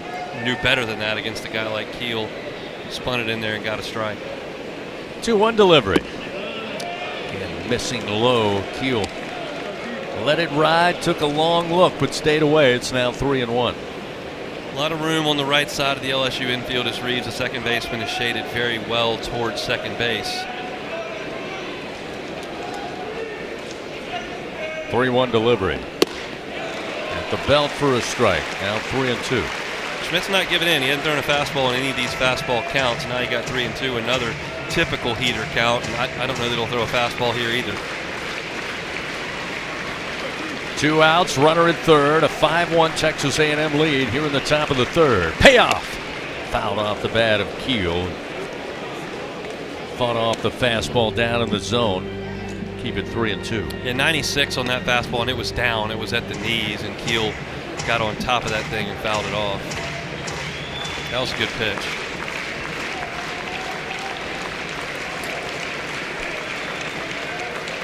Smith starts the wind. Another payoff delivery, and it's low for ball 4. So Keel will head down to first. Runners on the corners now. And William Smith going to have to find a way to get past Jorian Wilson.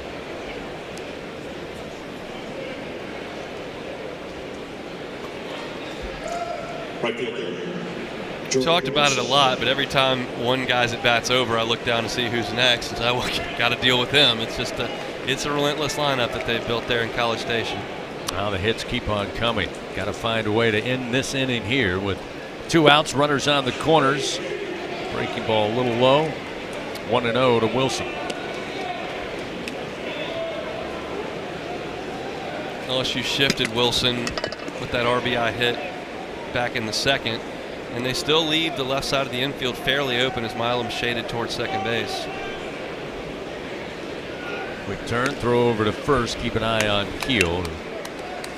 8 of 9 in stolen bases this year. Whenever he's aboard, he's going to draw everybody's attention, especially the battery. Off and running is Keel. The throw down from Aaron Beatty. Not going to be in time, but Milam just keeping an eye on Hakopian at third. He stayed put, so now with runners second and third, 2 down, a 1-1 count to Jorian Wilson. That was a good pitch to run on for Keel. It was a breaking ball well down. Aaron Beatty had to pick it out of the dirt and then try to get up and throw him out, and had no chance. I was surprised he threw through all the way to second with a runner on third base because of how tough a pitch it was to throw on, but no action from third base for A&M. But 2 runners in scoring position now in a 5-1 game. Already 2 runs in here in the top of the third. The 1-1 pitch to Wilson. He'll swing and foul it right side. Gets William ahead in the count. 1 ball, 2 strikes. Fans Blue Cross and Blue Shield of Louisiana, proud to be the official health insurance of LSU Athletics. Louisiana Blue. Live Louisiana, we've got you.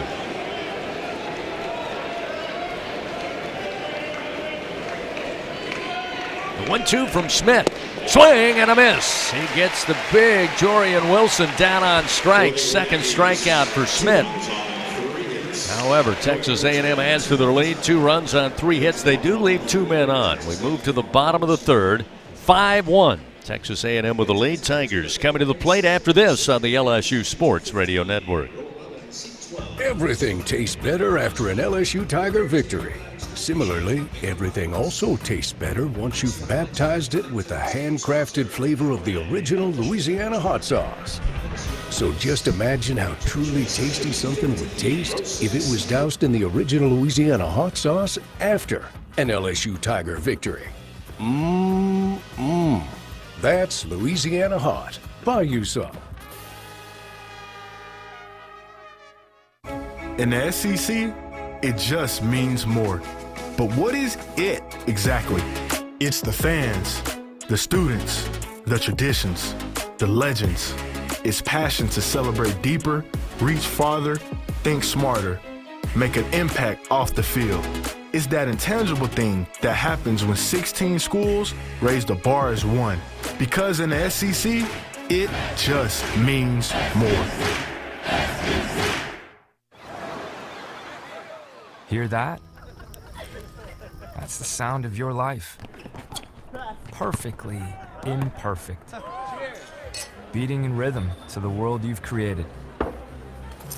But every time you drive after drinking, the music gets drowned out. Your life sounds pretty great. Don't let a buzz ruin it. Buzz driving is drunk driving. Don't drive buzzed. A message from NHTSA and the Ad Council. The bottom of the third inning of LSU Fighting Tiger Baseball is presented by Bengal Pest Products. Guaranteed overnight extermination with Bengal. For a second straight matchup, Tigers playing catch-up, down 5-1 to Texas A&M. Plenty of baseball left. Bottom of the third inning. Tanner Reeves getting the start today at second base. He'll come to the plate for the first time. Hayden Sims delivers, and a foul tip. And it's 0-1 to Tanner Reeves. Reeves just his 31st plate appearance, batting an even 200. Hayden Sims, 0-1 pitch. Swing and a miss. On the outer edge, just couldn't get to it is Reeves, and it's 0-2. Here's my plan, Chris. Jake Brown hits 4th in this inning. I'd like him to hit with 2 guys on base. I don't think you'll find an argument. Here's the 0-2.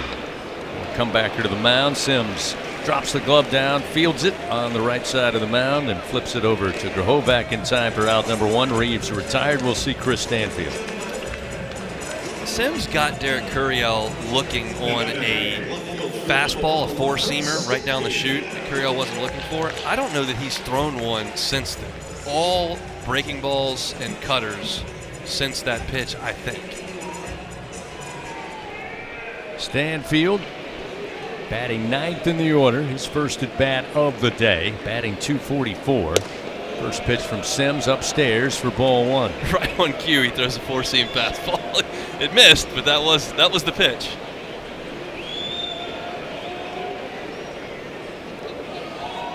The 1-0.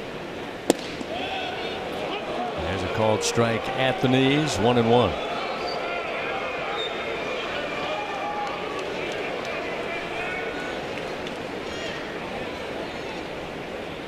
Sims 1-1 pitch. Outside and low. That'll make it 2-1 now to Stanfield. Chris batting .276 in SEC play this season. And last year led the Tigers in average against the SEC. The 2-1 he couldn't hold back. That'll even the count 2-2 on another cut pitch that he just at the last moment tried to hold up, unable to do so. That'll even the count. 2-2 from Sims. Missed away. I'll field the count.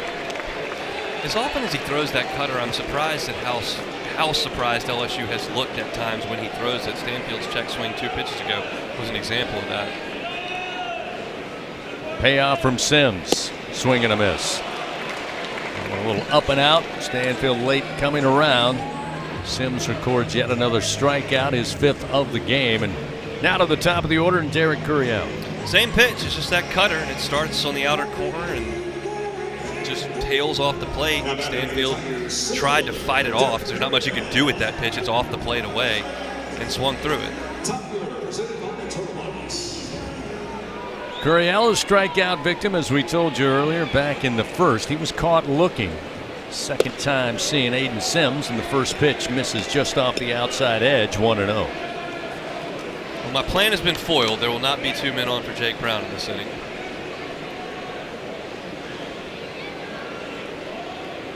The 1-0 at the belt, inside corner, off speed. Now 1-1.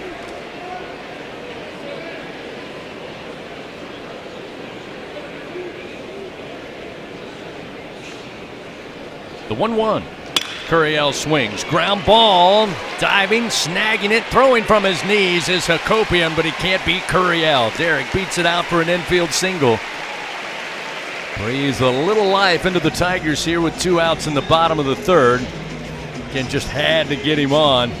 Great effort by Hakopian, going to his right towards the second base bag, fully extended. Got it with the backhand, but again, with Curiel's speed, the only hope was a bullet throw from his knees. Couldn't do so. Hakopian was shaded to his left towards first base, so he had to go a long way to his right, as you mentioned. He's in the lineup for his bat. He's not a great defensive infielder. He got to it, but couldn't get out of his glove.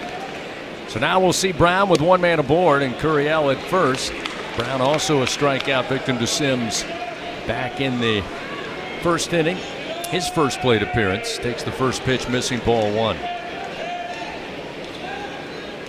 The 1-0. Low and outside. Make it 2 balls, no strikes. All right, 2-0 here to Jake. Figure you're going to see something in the zone, and it's probably not going to be a 4-seam fastball. Try to see something up and hit it in the seats.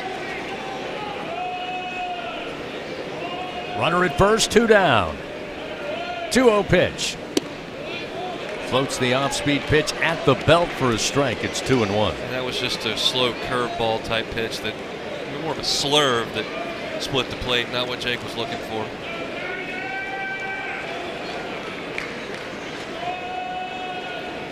Two-1 delivery. Brown will put a swing but foul it back into the screen.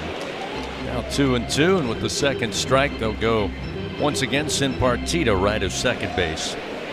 Backup Hakopian, a couple of steps on the right field grass. Kellner will remain the lone infielder left of second base. Curiel, large lead at first, 2 outs. 2-2 count to Brown, and the pitch outside to fill it up. 3-2. That'll give Curiel a head start. Jake's seen everything Sims has to offer. He's seen the cutter, he's seen the slow breaking ball as well. Got to stay in there and hit something hard.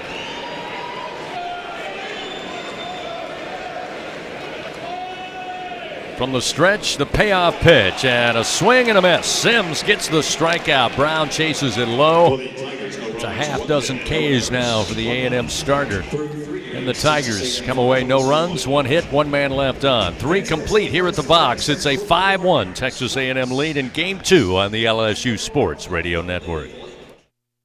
Something new is happening at Cox. Now the price of your Cox internet and mobile plan won't go up for 3 years, and Wi-Fi equipment is included. So no frustrating price changes, just a lot more of what you want, like a pizza with extra pineapple. Yikes. Okay, let's stick with something everyone wants. No price changes on your plan, guaranteed. Learn more at cox.com/value. Must have at least 500 megabits per second speeds and Cox Unlimited mobile. Taxes and fees excluded from price guarantee. Mobile data speeds reduced after 20 gigs usage per month. Hey, Tiger fans, there's nothing quite like game day at the box. To add to the excitement at the ballpark, enjoy our all-beef 44 Farms Tiger Dogs. The finest dogs in the land because they are made of all-natural Angus beef. To learn more, please visit them at 44steaks.com. That's 44steaks.com. 44 Farms, proud partner of LSU Athletics. From corner stores to crawfish boils, the Louisiana Lottery's been making winners and memories for 35 years. To celebrate our 35th anniversary, we're introducing a host of new anniversary scratch-offs. Louisiana Treasures. Say it, Louisiana. Taste of LA. Play-O. And it's a Louisiana thing. 5 games, 5 ways to win big. Louisiana Lottery. Celebrating 35 years of reasons to smile. Must be at least 21 to purchase. The top of the 4th inning, presented by Dudley DeBosier Injury Lawyers. Throw your 4s up. Move to the top of the 4th inning here in Game 2 this Saturday afternoon. Texas A&M already out to a 5-1 lead over your Tigers. William Schmidt back out there as the Aggies come to the plate. Leading things off will be Harrison, the catcher, followed by Kellner at the bottom of the order, and then back to the top of the order in Grahovac. A&M 5 runs, 6 hits. The Tigers 1 run on 2 hits. Stephen Milam with a solo shot. Got LSU on the board in the bottom of the 2nd. First pitch from Schmidt misses away. Ball 1 to Harrison, who, by the way, had a home run his last time up in the 2nd inning. The 1-0. Missing outside. 2-0. There are some bodies down in the LSU bullpen. Marcos Capaz is down there. There's a football being tossed around. Nobody earnestly warming. This is William Schmidt's time right now. Jay Johnson would love to get 6 more outs or so out of his starter today. Pitch number 60 for Schmidt, and a ground ball from Harrison foul down the third base line. Move the count out 2-1. Fans, Toyota Summer Starts Here sales event coming up. Start your summer right in an exciting new Toyota. Visit your local Toyota dealer, Toyota.com.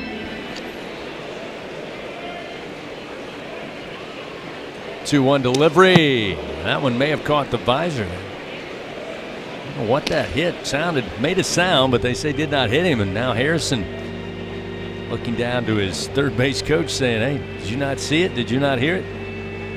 Maybe just caught the leather of Aaron Beatty's glove. Nonetheless, he'll stay at the plate with a 3-1 count. Schmidt fires and a swing and a miss. Make it 3-2. You don't see that often. That was a 3-1 pitch out of the strike zone. It was a good breaking ball, but Harrison usually spits on those and takes his walk. He did not there. Really good pitch by William Schmidt. Payoff from Schmidt. And Harrison drives it deep to center field. Curiel going back to the track, and he's got room. Makes the play for the Wow, first out of the inning. That one just kept carrying and carrying. Again, not a whole lot of wind. He just got all of that baseball. Luckily, the box able to keep it within play, and Curiel makes the catch. Yeah, Derek Curiel caught that one about 402 feet away from home plate, but it's an out. It's a ringing endorsement for throwing it over the plate. You get a chance if you don't walk him to get an out. Boston Kellner stands in. First pitch, he will send high in the air to left center field. Stanfield coming over, calling for it. Mile high, not very deep. Stanny is there, 2 gone. Good job by William Schmidt. This game has not gone the way that he has wanted it to, obviously. He's given up 5 runs and a lot of hard contact on 6 hits through 3 2/3. But you just got to keep fighting. You got to keep fighting against these guys and keep battling. Try to get outs for your team. Jay Johnson doesn't want to go to his bullpen early. You got to hope the bats wake up at some point. Most teams have against Texas A&M's. Hopefully LSU's will, but you got to stay in the fight. Right now, Schmidt's doing the best he can. Grahovac, top of the order, first pitch. A worm-burning ground ball going to be handled left of second base by Reeves in the shift. He'll throw to Braun in time for out number 3. So William Schmidt with a good inning keeps the Aggies off the board for the second frame today. Still a 5-1 Texas A&M lead, but the Tigers looking to get some offense moving. It'll be the meat of the order presented by 44 Farms, starting off with Cade Arambidi, Milam, and Pearson. 3, 4, and 5 for the Tigers when we come back on the LSU Sports Radio Network. Hey, Tiger fans, 12 and younger, don't miss your chance to be a part of Mike's Kids Club. Presented by Shell, the exclusive kids club of LSU Athletics. Join Mike's Kids Club for only $25. Get the official Mike's Kids Club t-shirt, free admission to select LSU athletic events, and much, much more. To learn about upcoming events and to join, please visit LSUMKC.com. The Mike's Kids Club, presented by Shell.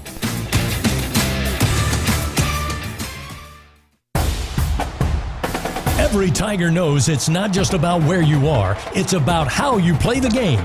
At LSU Online, we bring that same grit and greatness to your education. Whether you're watching from Baton Rouge or beyond, you can earn your degree on your time from anywhere. Flexible, online, built for Tiger Nation.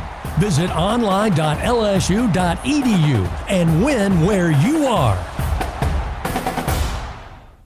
Get ready, Tiger fans! Venture Global is proud to partner with LSU Athletics, powering Louisiana and the world with clean, low-cost, reliable energy and fueling the future of our great state. As we cheer on the Tigers this season, we're also driving innovation, creating jobs, and supporting our local communities.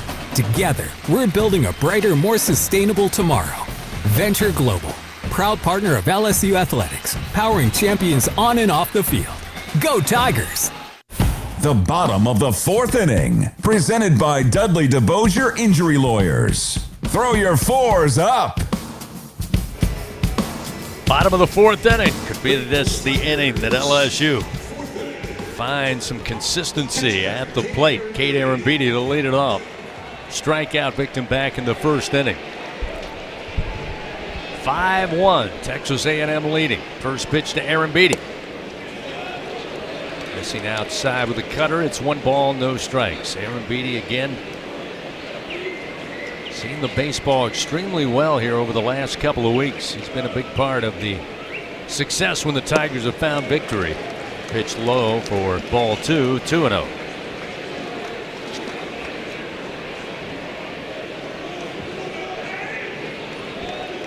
Copian playing just right of second base, so once again a lot of real estate to the right side of the diamond. Here's the 2-0. And Arambidi fouls this one off towards the dugout of the Tigers. Now 2 balls, 1 strike. Only 2 base runners thus far for LSU. Of course, Milam hit the homer, and you got an infield hit from Curiel. That's all you got to this point against Aiden Sims. 2-1 the count. Arambidi ready to go. Sims steps up on the bump, starts the windup and the pitch. Arambidi sends it foul. A bouncer down the third base line. That'll leave it up. 2 balls and 2 strikes. Sims closing in on 50 pitches thrown as a starter today for Coach Early. 2-2. Arambidi fights this one off, sends it out of play right side. Holds the count. 2 balls and 2 strikes. You made a reference a couple of times last night. I think you were accurate. Haven't seen it as much today, but LSU in game 1 being a little aggressive against the starter, and again is able to go the distance. And you're trying to make these pitchers work. Jay said it just like you did last night. I visited with in the dugout prior to the game. He said, we got to get to their bullpen. Yep. The sooner the better. Aaron Beatty does work the count full. Now the payoff pitch. And he'll swat this one to center field, but right at Caden Sorrell coming over a few steps. He's got it for out number 1. Yeah, Cade got the count full. Saw some pitches, fouled one off, and just not a good enough swing there on the 3-2 pitch as Sims continues to fill up the strike zone. Has not walked anybody in this game, and he's mowing through them. Stephen Milam to the plate. He's 1 for 1. Had a solo home run, his 6th of the year. As we said, Milam last night, 2 for 4. A couple of runs scored and an RBI. Trying to get that average up to an even 300 or better. It's at 283 after the home run earlier. And there's a first pitch strike. It's 0-1 with a breaking ball from Sims. It's been a disappointing game and a half thus far offensively for LSU, but that has not been Stephen Milam's fault. He's hit it hard. Sims 0-1 delivery. Short of the plate. 1 ball, 1 strike. Of course, this is kind of the way it goes when LSU really needed the big swing from Stephen Milam in the first inning. Yesterday, a couple guys on base. He popped out, so it's just one of those deals. When you need them, they're not quite there, and you can produce them when it's not as big a spot. The 1-1 delivery. Off speed, but missed high. 2-1.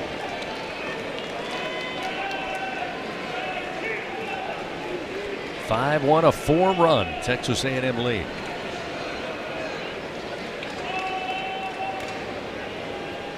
(2-1) delivery from Sims. Ground ball handled by Grahovac at first, and unassisted he'll step on the bag for the second out of the inning. That was hit pretty good, but it was a Sunday hop up there for Grahovac, who started his A&M career at third base and now moved over to first base, where he's probably a better fit. He's another guy that's in there for his bat, and that one hopped up real nice for him, belts high, and he made an easy play. Remember, Tiger fans, SeatGeek makes it easy to find tickets, so whether you're buying or selling baseball tickets, count on SeatGeek, the place to do it. Official ticket marketplace of LSU Athletics. Pearson 0 for 1. And a fly ball out to center field. First pitch to the right-hander. Missing the low at the knees. 1 ball, no strikes.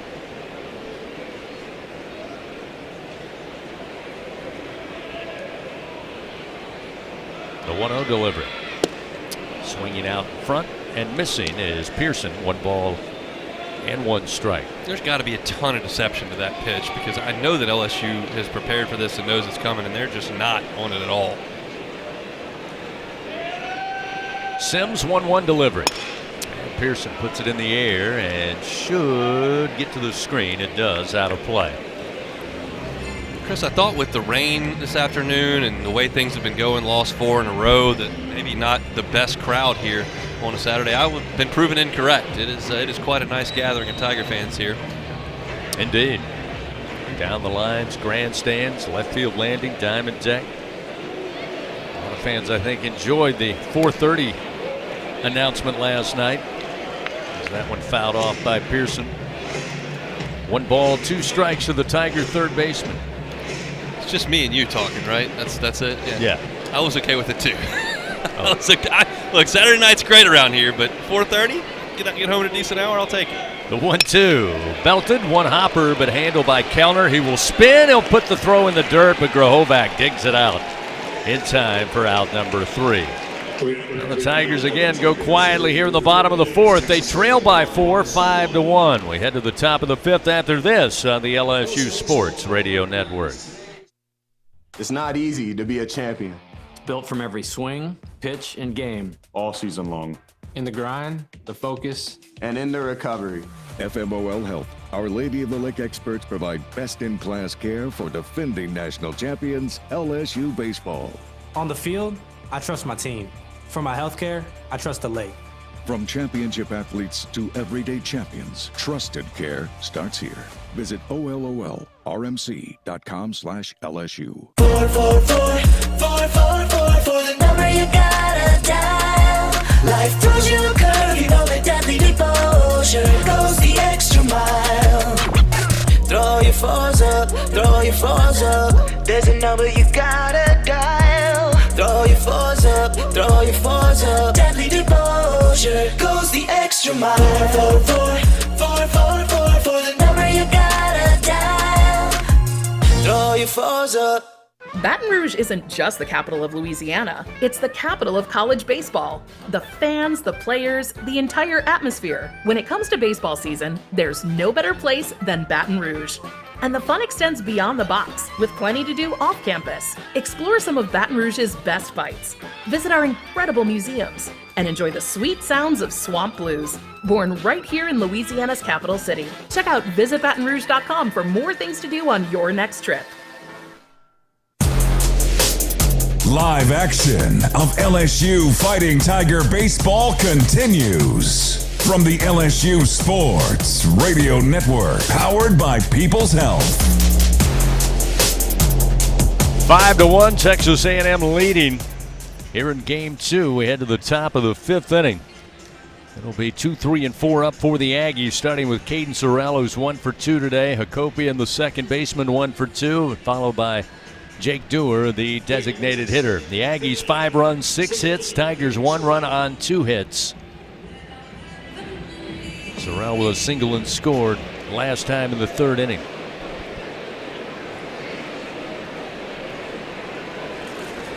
William Schmidt coming in to start his 5th inning of work. 65 pitches thrown. And pitch number 66, swing and a miss with a breaking ball in on the left-handed Sorrell, and it's 0-1. When Schmidt's time is done today, it'll probably be Marcos Paz. He's up and moving around a little bit in the bullpen. Have not seen a left-handed option down there just yet, but Schmidt had a good half of the inning in the 4th. We'll see how this one goes. The 0-1, same pitch. This time Sorrell stays away as it drops down to his cleats. 1 ball and 1 strike.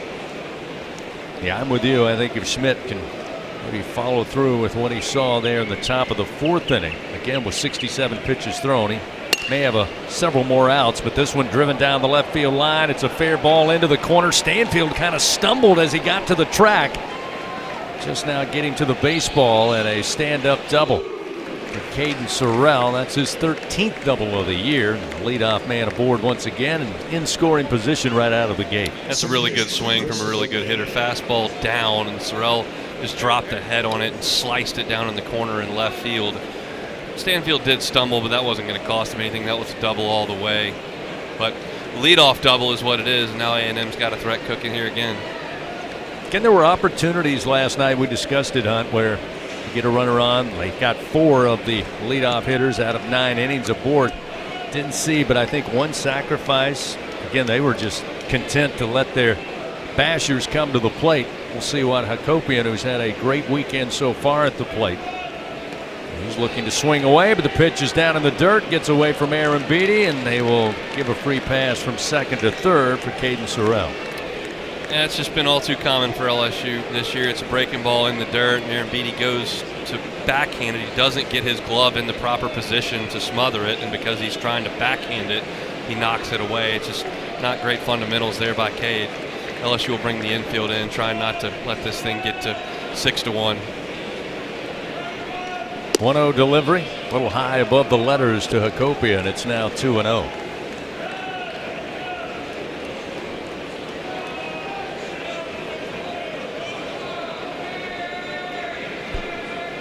Runner in 3rd, nobody out.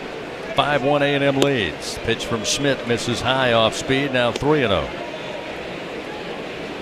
An interesting spot here, 3-0. If I'm Michael Early, I'm letting Hakopian swing. If he gets a fastball down Main Street, see how far he can hit it. Schmidt's got to know that and make sure that he does make a quality pitch. 3-0. The delivery is down the middle for a strike. 3-1. That breaking ball there, Schmidt wasn't just going to lay a fastball in. I give a shout out to the LSU student newspaper, the Reveille, and Trip Bueller. He did a pretty good breakdown on the battery issues, both pitchers and catchers for LSU this year. This one hit in the air, left center field. Curiel coming over. Appears to be deep enough. He'll make the grab, but tagging up, coming in to score the 6th run of the game will be Sorrell, and Hakopian adds another RBI to his total, number 19 on the year with a sac fly RBI. It's now 6-1 Texas A&M. Yeah, every time LSU cracks the door, A&M kicks it down. They did it last night. They did it again here and got a leadoff double that you knock into the left field corner, take a free 90 feet because LSU defensively doesn't do what it's supposed to do, and then just poke a fly ball out to center field, plate the run, and pad the lead. It's good baseball by A&M. Bueller with the article. Got to give the young man credit. LSU, after last night, played 39 games. He pointed out they've had 12 pass balls. They had 12 pass balls last year in 68 games. First delivery, a strike to Dewar. It's 0-1. The errors have already surpassed last season's total. It's just not been a clean team. The 0-1. A little high, and Dewar stays back. It's 1-1.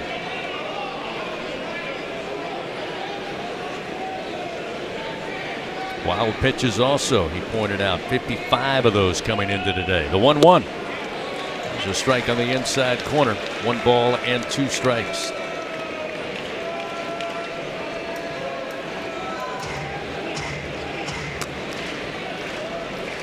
Ahead in the count with 1 out. Here's the 1-2, and he got him to chase down in the dirt. Dewar down on strike, so William Smith picks up yet another strikeout, his 3rd of the day. That will record the 2nd out of the inning. Third baseman, Nico Partita. Nico Partita coming to the plate. Aggie third baseman, 1 for 2 so far on the day. Still no baseball involved for Marcos Paz in the bullpen. He's used a medicine ball. He's thrown a football. He's up and moving, but has not taken a baseball out yet. Pitch number 78 from William Smith, going to be fouled down the line and right off the bat of Partita. He'll start off 0-1. LSU will play Partita to pull the baseball. Both left side infielders shifted towards the third base line. Tanner Reeves at second, pinched into the middle. 0-1 pitch downstairs, make it 1 ball, 1 strike. You know, one of the pleasures, of being here at LSU and being at the ballpark as many times as we are, you never know what Hall of Famer may just darken the door, walk right in. Here's the 1-1 pitch. Strike on the outside corner at the letters with a fastball. That'll get Schmidt ahead. 1 ball, 2 strikes. Multi-Hall of Famer John Brady, Final Four coach at LSU. The preeminent color analyst in college basketball here with us this afternoon. Maybe he can bring some good luck for the Tigers. Nobody on, 2 outs, a 6-1 A&M lead. The 1-2 pitch gets away from Schmidt, a little high and outside. Evens the count 2-2. 20 years ago when Coach Brady's team clinched that Final Four berth, I was playing high school shortstop, watching my dad react to the radio. Here's the 2-2. Down in the dirt, Aaron Beatty blocks it up, but that will fill the count now to Partita. It's hard to play middle infield when between pitches you're looking over at your dad to see if we beat Texas or not. We did. Never a doubt, right, Coach? Full count now to Partita. Again, A&M able to get a leadoff double. Eventually bring him around to score. It's a 6-1 Aggie lead. Schmidt with pitch number 83. The payoff and a swing and a miss. Down on strikes goes Partita. William Smith gets a nice hand from the Tiger faithful. That's his 4th strikeout of the day. However, the Aggies add another run. They do it on 1 hit. They leave no men on. We go to the bottom of the 5th. Tigers coming to the plate. This is going to be it. The time for the Tigers to get going. Mason Braun, Omar Cerna, and Tanner Reeves to the plate when we continue on the LSU Sports Radio Network. At Toyota, we don't just build trucks. We build something that's meant to last. That's why the 2026 Tundra is built to tough it out and to take it easy. Built to carry tradition and to make new ones. Built stronger, built louder, built here. The 2026 Toyota Tundra. Built in Texas, driven everywhere. Test drive at your local Toyota dealer or visit Toyota.com today. Toyota, let's go places. Feature availability differs based on trim. See Toyota.com for details. Southern Air Heating, Cooling, and Plumbing, your trusted experts for all your home service needs. With over 35 years of dedicated service, we prioritize your comfort and satisfaction. As an official partner of LSU Athletics, we bring our expertise to every game, from installations to repairs. Our team delivers honest pricing with no surprises. Call us today at 225-777-8888 and experience the difference with Southern Air Heating, Cooling, and Plumbing. Go Tigers!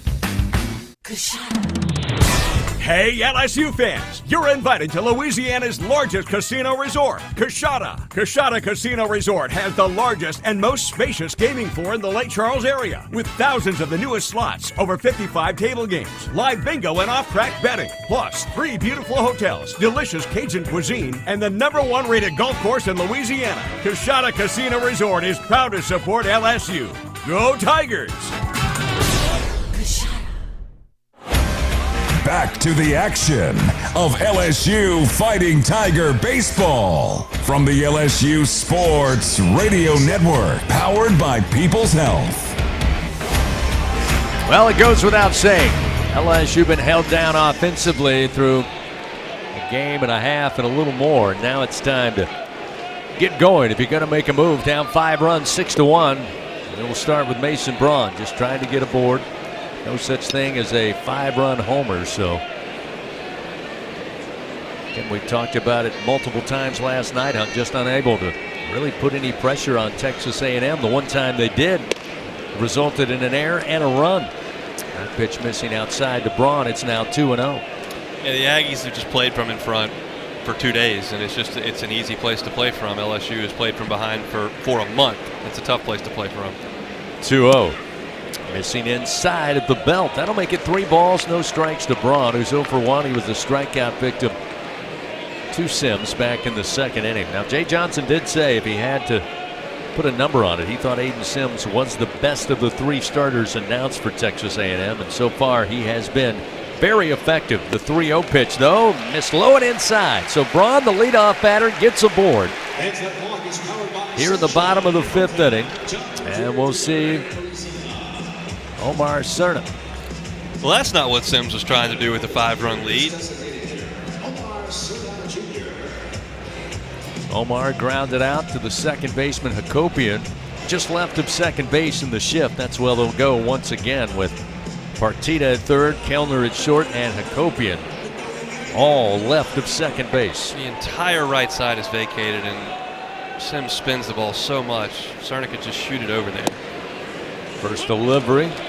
Pitch like that would do, but Cerna takes that one on the outside corner, 0-1. So he's seen it. Now be ready to swing. Yep.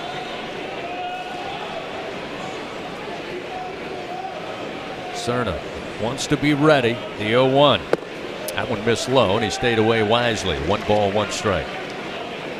In a different circumstance, you're not down 5 runs. You want Cerna to be as powerful as you possibly can and maybe hit one out of the ballpark, but when you're down 5, you need base runners.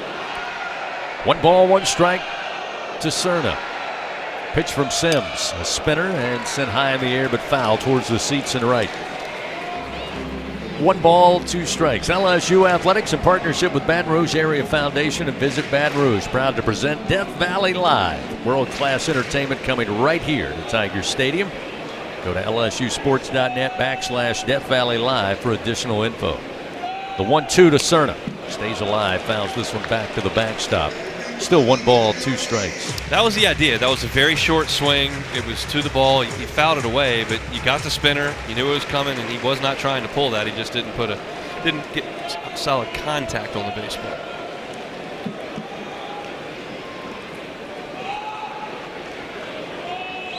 Sims not liking the first pitch calls. Now he gets one he likes, but a toss over to first to keep an eye on Mason Braun. 1 ball, 2 strikes to Omar Cerna.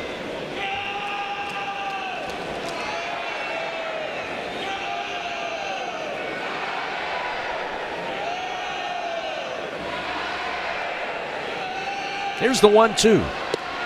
Up and in. That'll even the count. 2 balls and 2 strikes. There's another big factor we can talk about. Again, LSU not able to get a lot of solid contact so far against A&M's pitching staff. They've only given up 2 walks so far on the weekend. 1 just a moment ago to Braun. This one a ground ball, and this time Omar does shoot it down the right field line. So again, took advantage of the shift and drove it right past Grahovac, who just couldn't get his glove down far enough to knock it down or glove it cleanly. That was awesome at bat there from Omar Cerna, a freshman. I loved his swing on the breaking ball that he fouled off. I liked the take on the fastball that was up and in. He did not flail out of it. He stayed with his front shoulder in, so you could tell he was looking away and didn't move. Then he got a pitch away and smoked it into right field. Mason Braun's inability to get to third base on that ball is a little bit surprising. But Josh Jordan was holding him up the entire way. I think that's probably a result of LSU being down 5 runs and not wanting to make that out at third base. But that ball was fielded deep into right field. You'd like Braun to be able to get to third base there. But you got 2 on and nobody out, so I'm not going to complain about too much at this point. Tanner Reeves, the 5th-year senior, left-handed hitter. At the plate with runners first and second, nobody out. First delivery off speed at the knees for a strike, and it's 0-1. LSU with their first big opportunity to do some damage here. Got to find a way with nobody out. Runners first and second. Sims about to deliver his 72nd pitch in a starting role. The 0-1 to Reeves. Off the end of the bat, down the line, left field way, but it is foul just beyond the bullpen in left. Not a bad swing there from Tanner. Ball was out over the plate. He hit it down the left field line with a little bit of authority. He's in the lineup today because he's left-handed against a guy that throws a ton of breaking balls and cutters, and that ball's going to come into his barrel. Got to find some contact and try to stay out of the double play. 2-strike approach here for Reeves. Righty on lefty matchup, the 0-2.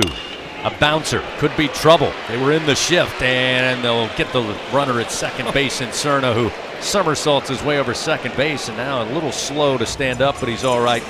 He'll jog his way off. I thought simply because Kellner was playing shaded towards second, that might have a chance. Didn't have enough speed through the infield grass, but again, we'll leave runners first and third for the Tigers, just 1 away. And we've mentioned it now for several weeks. You've got to find a way with runners at third. And for that matter, runners in scoring position with less than 2 outs to convert. Chris Stanfield will have that opportunity here with 1 out. Sims first delivery way outside. Good job by Harrison with a backhand pick at catcher. Keep that in front of him. 1-0 to Stanny. Same thing we talked about with Cerna. The right side is completely vacated for a guy that spins it a lot. If Stanfield can keep that shoulder in and hit it the other way, there is a lot of room. The 1-0 pitch. Bouncer but foul. High chop down the third base line. That'll even the count 1 ball and 1 strike.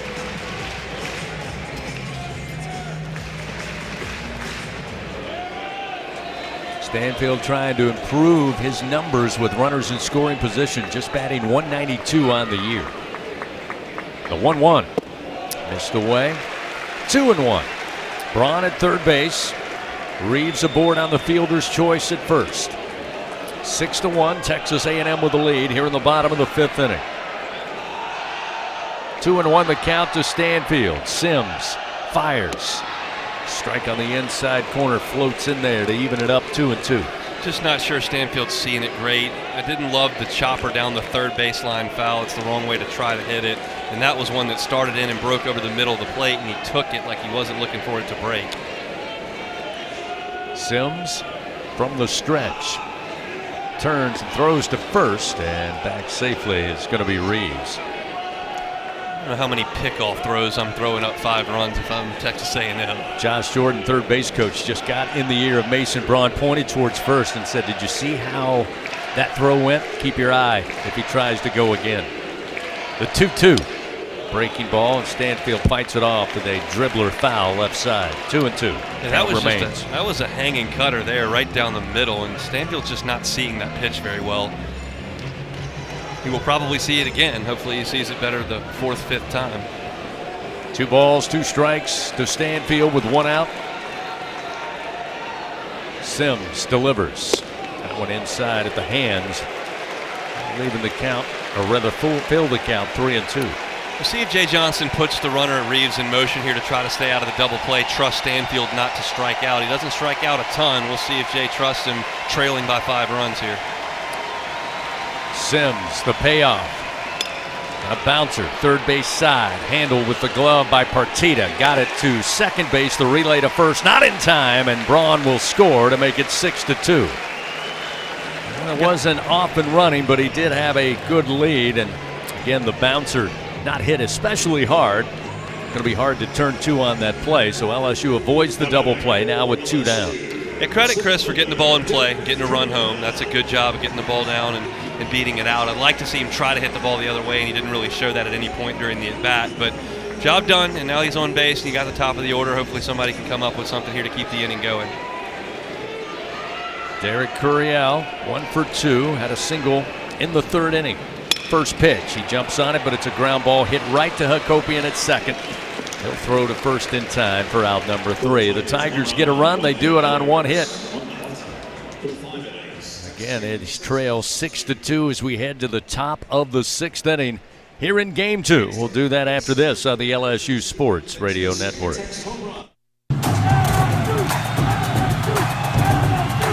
Elevate your game day spirit with Sugarfield Spirits, the official vodka of LSU Athletics. When crafting the perfect mixed drink, our vodka is the winning choice that'll have your taste buds cheering for more.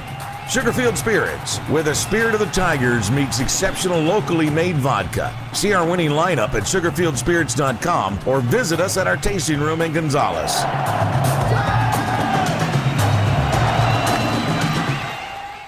Hub International is Louisiana's premier employee benefits and commercial insurance brokerage. Hub can insure just about any risk that your business faces. Did you know Hub even insured the bonuses for our football coaches in 2022? Hub specializes in the construction, healthcare, real estate, and hospitality industries. Chances are you're probably already doing business with someone who does business with Hub. Turn to the agency that the Tigers, Saints, and Pelicans choose. Hub International. Visit them today at hubinternational.com.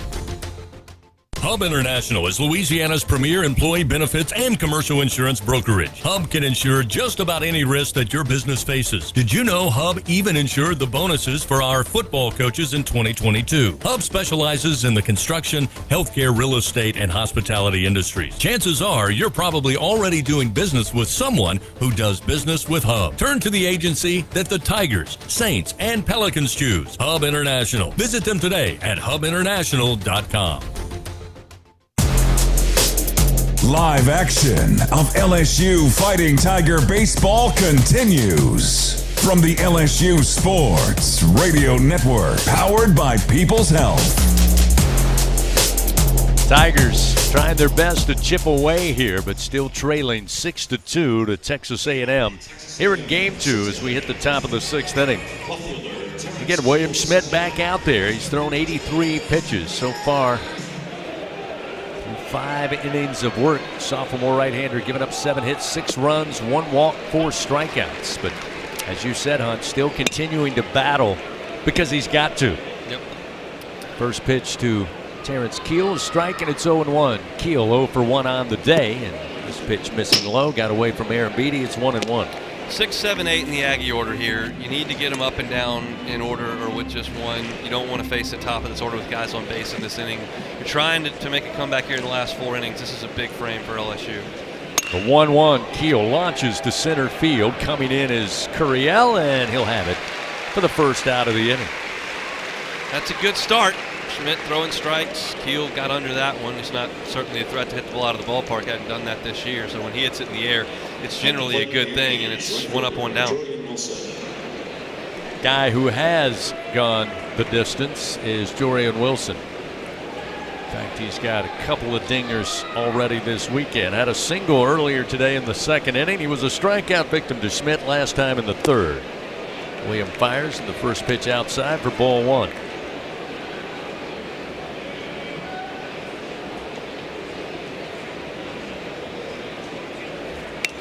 Here's the 1-0 pitch. Inside, missing. Ball 2, 2-0. Williams' longest SEC outing was in Knoxville. He went 5 2/3 in that one. He's through 5 1/8 in this one. Long outing of the season was against Dartmouth. He was great on that Sunday, 7 1/3 in that one.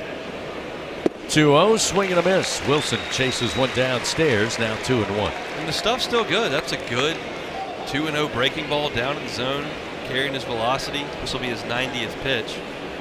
Just a tough lineup to navigate. 2-1 to Wilson. Another swing and a miss with a breaking ball tailing into the left-hander. It's now 2-2. And William talked about on Thursday this week that the next step for him is to get deeper into games. He's had some great innings, strikeout totals, but he hasn't been able to continue to stay out there and eat up outs for his team. He's trying to do that today. 91st pitch of his outing, 2-2. Overhand breaking ball, just a bit high. That'll fill the count down to Jorian Wilson.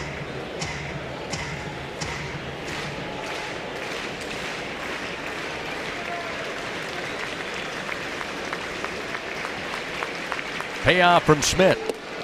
Low and inside, ball 4. Decided to go with the breaking ball there, 3-2. Didn't want to lay a fastball in there, and Wilson, who had swung at a couple of breaking balls previously in the at-bat, laid off of that one. It was down and out of the strike zone, and he'll climb aboard first base. How about catcher Bear Harrison? So with one out, runner aboard. Now Bear Harrison, who had the 2-run homer in the second.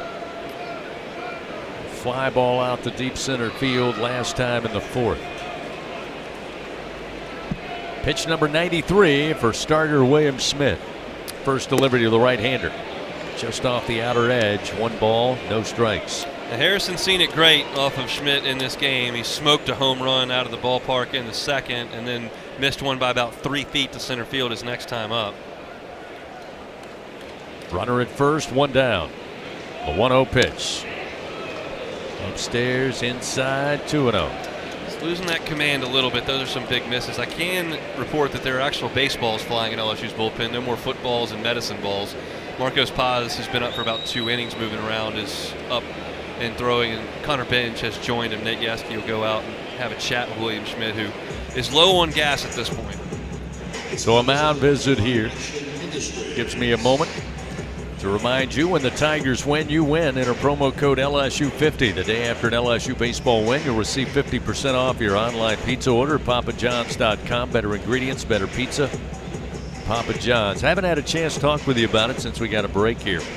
You like the new pitch review system in Major League Baseball?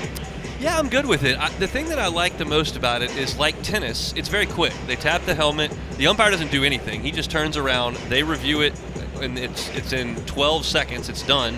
And if it's a strike, we move on. If it's a ball, we move on. There's no arguing. There's no discussion. There's nobody going under and looking at review. It's just, we're done. And so when you can do it that quickly and we have the technology, I'm perfectly good with it. Well, like everything else at every level, eventually things trickle down over under years until it's in existence in college baseball.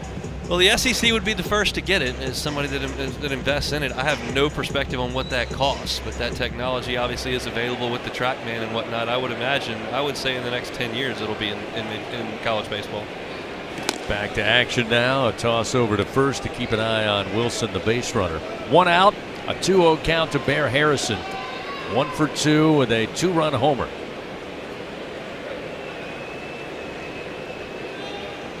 Pitch number 95 and a swing and a miss. Swinging early was Harrison. That'll make it 2-1. Good 2-0 slider there from Schmidt. Harrison was looking to ambush a fastball there and separate this lead even further, and he came up empty.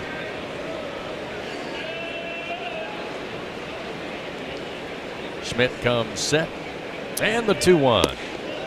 Ooh, just missed off the outside corner, and William take a little slow walk around the mound, rub the baseball, and try to shake that one off. He thought maybe caught the outer black. It's 3-1. When we get ABS, I think that one will be a strike. That one looked pretty good to me. Speaking of ABS, that one might be a good illustration of the use and need of the technology. Here's the 3-1.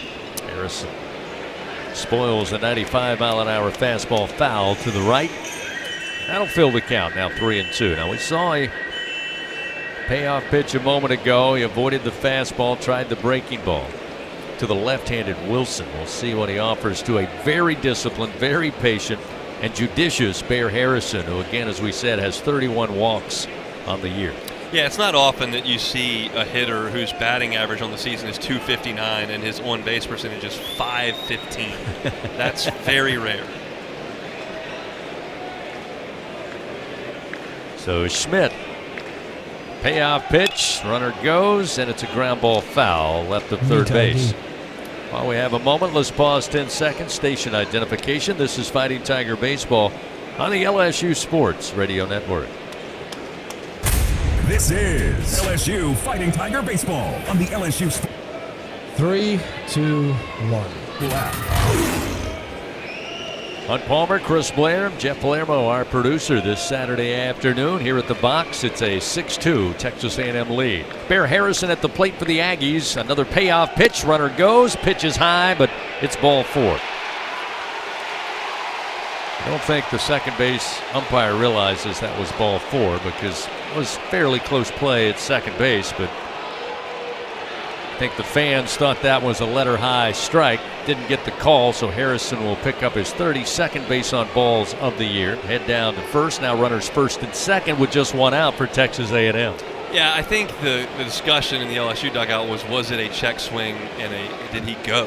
And it was close, but they ruled he did not. They did appeal, and so that was good enough for LSU. We'll take another look at it to see if he went. It was almost as close as you can go, but I do think he held up. Do think indeed he did hold up. Good call there. So unfortunately now runners first and second with just one out. Boston Kellner at the plate. First pitch high for ball 1, 1-0. If LSU has any eyes on coming back and winning this baseball game, Boston Kellner has to be retired. Has to be. William Schmidt now at the century mark. This will be pitch 101. A 1-0 delivery. Breaking ball finds the zone at the knees. 1-1.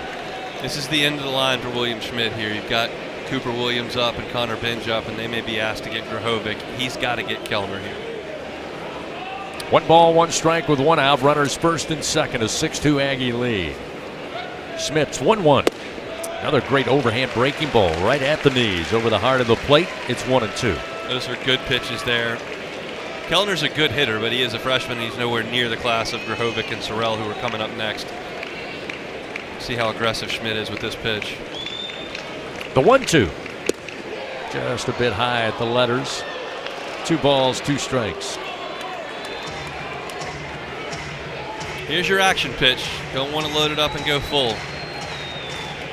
Certainly now with Grahovic waiting in the wings. And now time going to be called. Aaron Beatty rises and will make his way out to the mound here with a 2-2 count to Boston Kellner, who's 0 for 2 today. A fly ball out to right in the second. And sent one out to Stanfield for an out in the 4th inning. Might be a spot where you go out there and say, all right, what do you feel best about? What's your best pitch right now? We got to make sure that we execute here against the 9-hole hitter.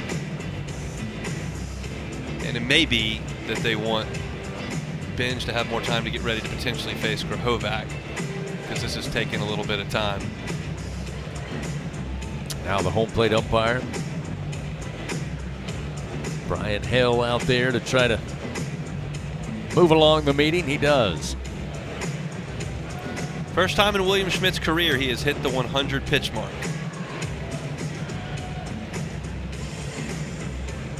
.103. This will be pitch 104 once everybody gets back to their respective positions.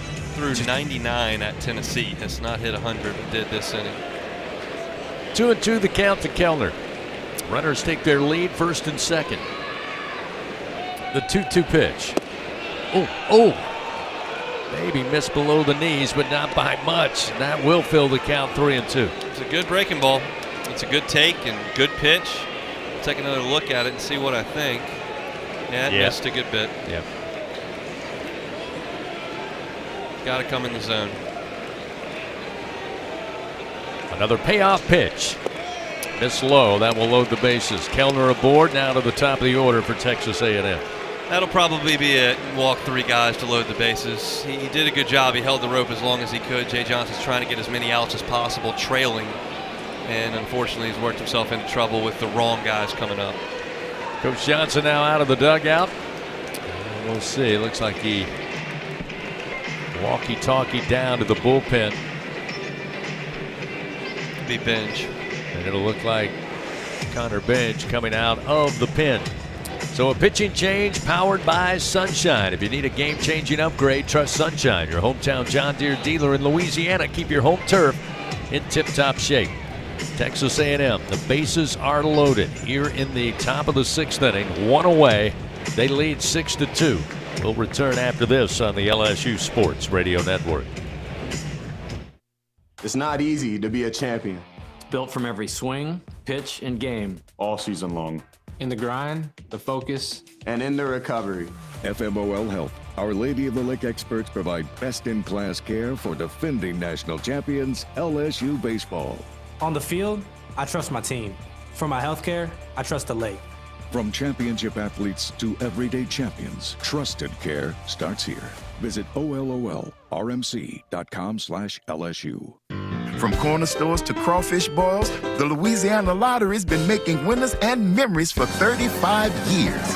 To celebrate our 35th anniversary, we're introducing a host of new anniversary scratch-offs. Louisiana Treasures. Say it, Louisiana. Taste of LA. Play-O. And it's a Louisiana thing. 5 games, 5 ways to win big.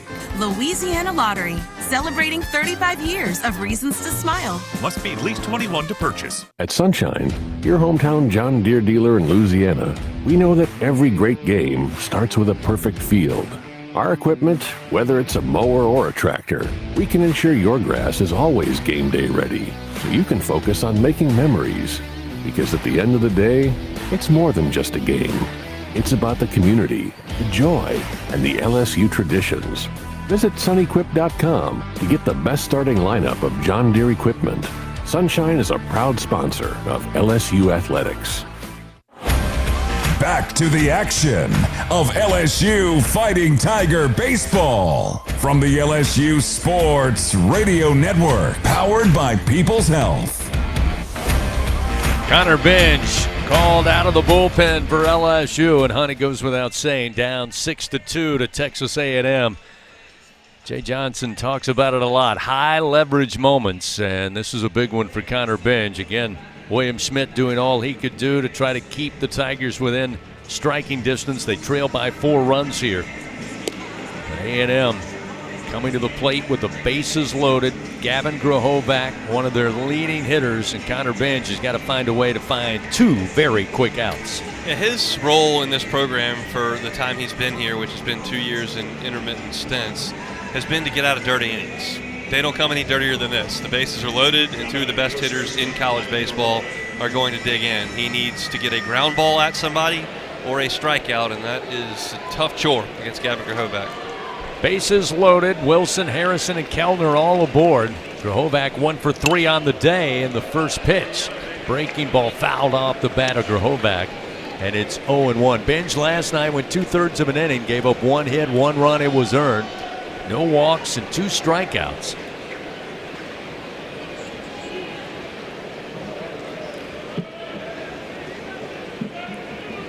Bench will come set. The right-hander's 0-1. Fastball at 96, but missed a little low, 1-1. That's a good spot. 96 miles an hour just off the outside corner. If you're looking for break the ground ball, that's a good place to try to get one.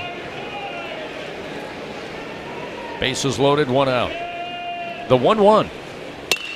And a little slow knock against the shift. Nobody home in the 4-hole, and an RBI single for Grahovac. Easily scores Wilson. It's now 7-2.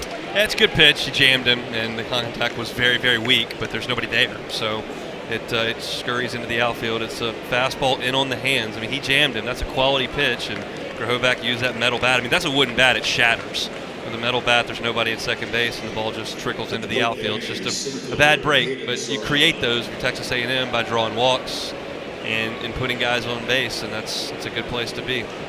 So the left-hander, Caden Sorrell, coming to the plate. Jay Johnson headed back out to the mound here. Connor Bench, you can see, a little frustrated.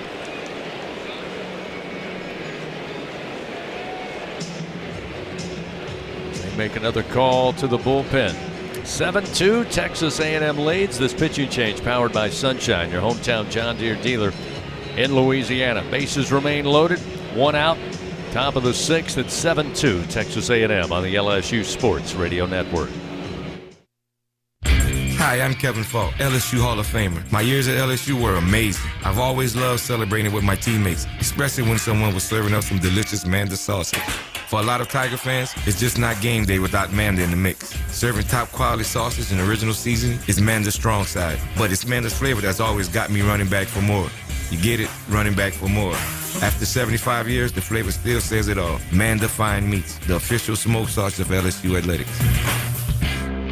BRQ Seafood and Barbecue is a home run for flavor, excitement, and an unforgettable experience. Savor their daily specials or indulge in their brunch every Saturday and Sunday. Special occasion? Let BRQ cater your event or host your gathering on their outdoor patio, The Backyard. Now open daily. As the official catering service of LSU Athletics, they are the top choice for your game-winning celebrations. Visit online at brqrestaurant.com. See their daily specials, catering options, or to reserve a table. BRQ Seafood and Barbecue, where unforgettable moments await, both on and off the diamond. At Sunshine, your hometown John Deere dealer in Louisiana, we know that every great game starts with a perfect field. Our equipment, whether it's a mower or a tractor, we can ensure your grass is always game day ready, so you can focus on making memories. Because at the end of the day, it's more than just a game. It's about the community, the joy, and the LSU traditions. Visit sunequip.com to get the best starting lineup of John Deere equipment. Sunshine is a proud sponsor of LSU Athletics. Back to the action of LSU Fighting Tiger Baseball from the LSU Sports Radio Network, powered by People's Health.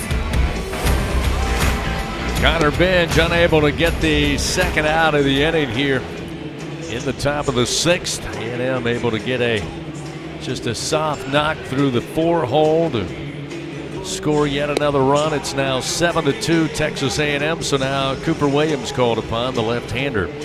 Again, the bases remain loaded. Still just one out. He'll face Caden Sorrell, who on the day is 2 for 3. Well, Cooper's in to get the left-hander. He did a really good job of that back on Tuesday. Came in and spun a few breaking balls, got a strikeout. Of course, as I mentioned last night, Cooper Williams signed with Texas A&M out of high school, but once Jim Schlossnagle departed for Austin, he opened things back up and ended up in Baton Rouge. First delivery, and Sorrell will foul it back softly into the screen, and it's 0-1. And Grohovac and Sorrell, with the bases loaded, have come up, and they've both gotten first pitch breaking balls, and they have both taken swings at them. They are not there to be passive and get ahead in the count. They're there to drive in runs and try to create big swings. 0-1 the count. Lefty on lefty. Williams fires. This one a rocket shot. Luckily foul into the screen above the Aggie bullpen, or rather dugout. And it's 0-2. So Williams works ahead. Sorrell this year with runners in scoring position, hitting .415. That'll get the job done. Part of his 58 runs batted in. Here's the 0-2. This one hammered but foul down the right field line. Still 0-2 the count. I don't think that's where Cooper wanted that one. That was the slider, and it was up above the belt, but Sorrell was out in front of it, so the line drive hooked foul. If you're going to make a pitch for a strikeout with a breaking ball, it's got to be executed a little bit better than that. Infield playing straight up here with the bases loaded. Middle infield playing back. Double play depth here with one away. The 0-2. Just missed the outside corner. Good pitch just off the plate according to Brian Hale. It's 1-2. That was a good pitch. 94. He reached back for a little bit extra there and just missed the outside corner. Runners first, second, and third, one away. The 1-2 from Williams. Low and outside. 2-2. Zion Theophilus now up and throwing. Paz is down there, but he's stationary at the moment. Still just one out. Still bases loaded. A 2-2 count. The pitch to Sorrell. Swing and a miss. Fastball got by him. Williams with a huge strikeout. Second out of the inning. And now with Sorrell retired, we'll see Hakopian, the second baseman. Again, is 1 for 2 today. Only had a couple of bats last night before taking one and the batting helmet at the plate. Jay come away with 2 hits. Yeah, Jay likes to play matchups, but it looks like now he's going to leave the left-hander Cooper Williams in to face Hakopian. Well, now we'll have a conversation on the mound. They may be giving Theophilus a little more time to throw. We'll see. It's not a quick walk to the mound by Cade Arambidi there. Yeah, he was taking his time as the infield gathers in on the mound. Coach Johnson talking it over with Champ Artigues, and they have walkie-talkie down. They're going to make another pitching change. Powered by Sunshine, your hometown John Deere dealer in Louisiana. Now 2 outs. Still the bases loaded. Chris Hakopian at the plate for Texas A&M, who leads 7-2 when we continue on the LSU Sports Radio Network. Some drinks come in a bottle, some in a can. Only one comes in a ball and brings the buzz. We're Buzzballs, the ready-to-go cocktail that's shaped like a ball. Coincidence? We think not. Big flavor, big buzz, ready to go. Buzzballs. It's a ball. It's a drink. It's a whole vibe. Please drink responsibly. Buzzballs. Available in spirit, wine, and malt. 50% alcohol per volume. Buzzballs, LLC, Carrollton, Texas. Champions don't wait for the perfect pitch. They make their move. With LSU Online, you can step up to the plate for your career, earn your degree, and keep swinging towards your goals. Learn anytime from anywhere and knock your next milestone out of the park. It's time to make your move, Tiger fans. Visit online.lsu.edu. LSU Online. Win where you are. At Sunshine, your hometown John Deere dealer in Louisiana, we know that every great game starts with a perfect field. Our equipment, whether it's a mower or a tractor, we can ensure your grass is always game day ready, so you can focus on making memories. Because at the end of the day, it's more than just a game. It's about the community, the joy, and the LSU traditions. Visit sunequip.com to get the best starting lineup of John Deere equipment. Sunshine is a proud sponsor of LSU Athletics. Live action of LSU Fighting Tiger Baseball continues from the LSU Sports Radio Network, powered by People's Health. LSU calling upon Zion Theophilus, freshman right-hander out of Cincinnati, takes over. Again, he will come into the game. Texas A&M has the bases loaded, 2 outs. They lead 7-2. When you fill out that lineup card, oftentimes head coaches, big league managers will go left, right, left, right. This is the reason, because he's forcing Jay Johnson to go to the bullpen to match up in these huge spots. You wanted the right-hander to face Grahovac, obviously, then you got to go to the left-hander to get Sorrell, and then Hakopian comes up. These are all three going to be first-round picks, and you've got to continue to go to the bullpen for different arms if you want the matchup. This is how Michael Early drew it up, and he's one swing away here, the team from putting this thing essentially to bed. LSU hanging by a thread, but if Theophilus can get Hakopian out, you're still within striking distance. 5-run lead for the Aggies, bases loaded. Hakopian again 1 for 2 with an RBI today. Went 2 for 4 at the plate last night. Theophilus winds and fires. First pitch is strike, off speed to make it 0-1. Not the freshman coming in and spins the breaking ball on his first pitch. Probably the biggest moment of his baseball career to this point, being in this spot.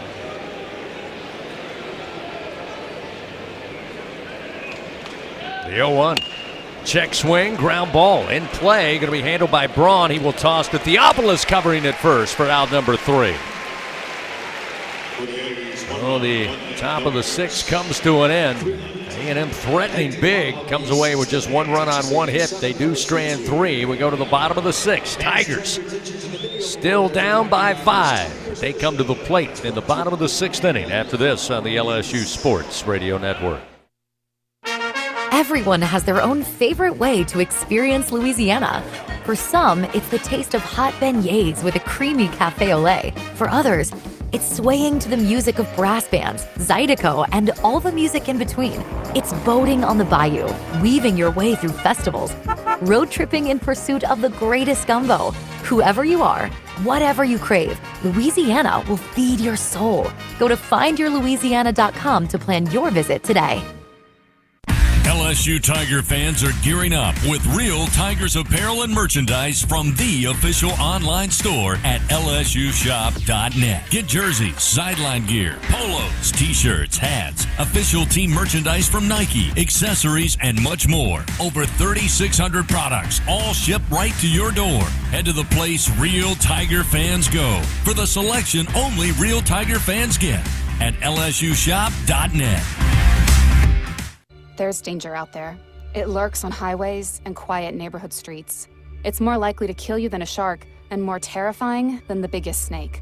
Distracted driving claims lives every day. Every notification, swipe, social post, video, or selfie while driving risks your life. So while you might think public speaking or the zombie apocalypse is scary, what's really terrifying and even deadly is distracted driving. Eyes forward, don't drive distracted. Brought to you by NHTSA and the Ad Council. Back to the action of LSU Fighting Tiger Baseball from the LSU Sports Radio Network, powered by People's Health. Jake Brown leads it off for the Tigers, bottom of the 6th inning, trailing Texas A&M in Game 2, 7-2. Tigers 2 runs on just 3 hits so far off Aiden Sims, the Aggie right-handed starter. In the first pitch to Brown, off speed for a strike. Starts Jake off 0-1. In 5 SEC outings, Sims has only finished the 6th inning once. The 0-1. Swinging out in front. Another off-speed delivery. 0-2 now to Brown. He was excellent against Vanderbilt a couple of weeks ago. 7 innings of shutout baseball. He threw 117 pitches in that one. But beyond that, he has not finished the 6th inning. He will start it tonight. The 0-2 pitch. Low and outside. 1 ball, 2 strikes. Again, we said it before today's first pitch. Last night, the Tigers dropping Game 1 10-4. 4 runs not going to do it. Obviously, goes without saying, 2 runs not going to do it here on just 3 hits. As Brown swings, and it's a ground ball to Grahovac at first. Steps on the bag, and 1 away. It's just been a disappointing offensive game and a half for LSU. This Texas A&M staff is functional. It's not bad, but it's certainly not good nor elite. And LSU's quality of contact has just been very poor. We've seen LSU struggle against aces in SEC play, and that's understandable. They're aces for a reason. These guys don't qualify for that, and LSU just has not been able to impact the baseball well enough, no question. Cade Arrambini 0 for today, 0 for 2, stands in. First pitch up and in for ball 1 from Sims. Cade with a strikeout in the first to Sims. A fly ball out to center field back in the 4th.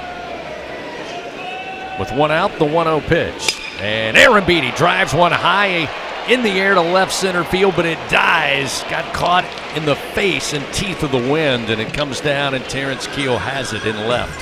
Yeah, I hadn't noticed. Sorry, Chris. I hadn't noticed the wind had picked up a little bit. I saw that ball off the bat, and I saw Arrambini's reaction. I think he thought he hit it pretty good, and it didn't even get to the track. And I looked up at the American flag there in center field, and it's ever so slightly blowing in from left field. That's a change from the last 2 hours.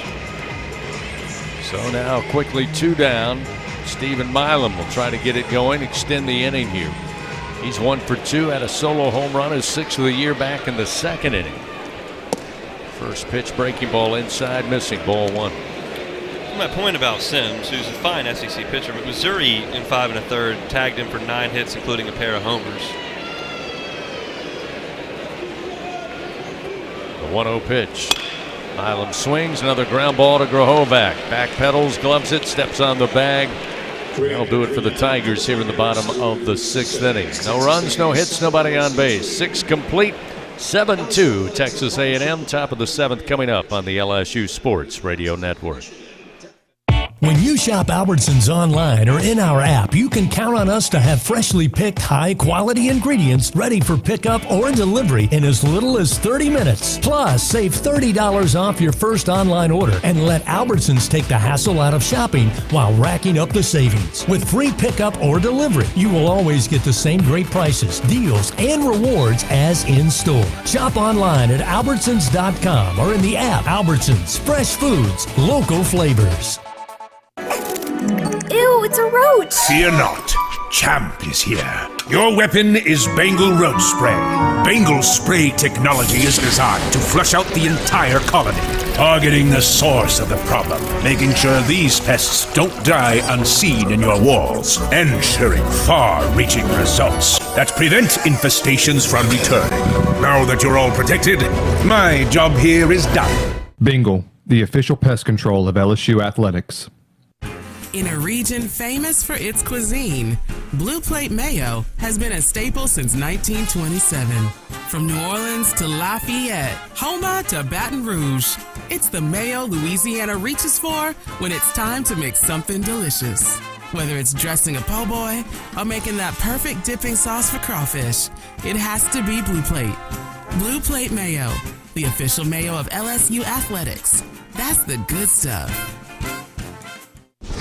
Follow the powerhouse of college baseball on the LSU Sports Radio Network, powered by People's Health. Zion Theophilus back out there after recording the final out. The top of the 6th inning. He'll remain on the mound for the Tigers, trailing 7-2 to Texas A&M. The Aggies will have 4, 5, and 6 due up. Dewar, Partita, and Keel. Fans, Dudley DeBosier stands up for the purple and gold. They fight for Tiger fans all across Louisiana. Dudley DeBosier, proud to be an official partner of LSU Athletics. Dewar today 0 for 2. Did have a sac fly RBI back in the 3rd inning. Texas A&M has scored in 9 of their 15 innings to this point. Just kind of a relentless, constant pressure that they put on you. With quality at bats, drawing some walks, hitting the ball hard, and they've driven the ball out of the ballpark when mistakes have been made. It's just been a clinical effort, and LSU's offense has not kept up on its end. First pitch, Jake Dewar drives one into right field. Ground ball base hit. The leadoff man aboard once again for the Aggies. It's just a constant deal with this team, no matter where you are in the lineup. They're on base, they're hitting the ball hard. And the thing about these hits is most of them are rockets. Skrahovic didn't hit his worth a flip, and there was a bloop single last night that played a run. But most of the contact is really good, and LSU's on the other end is simply not. Nico Partita to the plate. He's 1 for 3. The single came back in the 2nd inning. First pitch from Theophilus. Brushes him off the plate inside, 1-0. Anything to distract me from the actual game, Chris. I've seen more devices in the LSU bullpen today. There's a backpack being used currently with a pool noodle on the back. I don't know what's going on down there. There's a strike to Partita. Couldn't quite hold up. That'll even the count 1-1. Yeah, that's the old water weight pack on the shoulders. Oh, it's got there. Full of water. Okay, Yeah. I've seen that. It's the Paul Skeens workout method. Becoming very popular all across baseball, no surprise. That pitch missed outside, now 2-1. I'd rather just have Paul Skeens than the Paul Skeens water bullpen device. Can we get him back? Runner at first, nobody out. 2-1 the count to Partita. Theophilus with a fastball strike, evens it up 2-2. Skeens kind of announced his presence on the national stage against A&M in College Station. Jim Slosnagel, the coach at the time, said, I saw Mark Pryor, I saw Steven Strasburg. He's better than both of them. Turned out he was right. He was right. The 2-2 pitch. Spinner didn't have enough spin. Missed high and inside. That'll fill the count now to Partita. Now, to your point, you talked about A&M. In fact, during one of the commercial breaks, I said, just with the eyes, without looking at the numbers, where do you think A&M's overall staff is in SEC? And you said 12th. Well, they're actually 13th in ERA. Yeah. Throw over to check on the runner at first. He's back safely. And in fact, they are dead last in total number of strikeouts. Right. And it's not Sadeo and Sims that are the problem. It's the bullpen largely, and LSU can't get into it. That's the problem. You cannot create enough early offense to make Michael Early do something uncomfortable, and because of it, you've lost one game and you're on the brink here. 3-2 the count to Partita with a runner at first, nobody out, and another third throw over to keep an eye on the base runner and Dewar. But I think when you put together Sims and then a couple of bullpen arms with that lineup, this is a top 3 team in the SEC, I think. Oh, offensively, you can't get to more than that out of their bullpen. You're exactly right. Payoff pitch and a swing and a miss, but the ball got away from Aaron Beatty. He'll have to track it down. They're going to say he's out anyway. First base occupied, so the runner can't advance from home plate, but the runner does move to second base there with 1 out. So now another runner in scoring position with just 1 out in the inning. Terrence Keel, the second, coming to the plate. Right now, Keel and bottom of the order counter, the only Aggies without a hit today. 7 runs on 9 hits. Dewar down at second. First pitch from Theophilus, a little short of the plate, missing low, ball 1. Jaden Newt, Danny Lockenmeyer down in the LSU bullpen, but again, Devin Shear and Zach Cowan going to take a seat. For now, it looks like we'll see those guys on Sunday. Theophilus 1-0. Belted to center field. Curiel comes in about 15 steps in shallow center. That'll keep Dewar at second base. and the second out of the inning. And you said it earlier, if you can get Keel to pop it up, good things typically happen for you. Theophilus able to elicit the shallow fly ball to center field, keeps the runner at least at second base. And with 2 outs, now he can put the focus on Wilson. But first, Jay Johnson back out there making a slow walk to the mound. I believe we will see Danny Lockenmeyer here. Left-hander threw the ball well last night. He'll be summoned to get Jorian Wilson.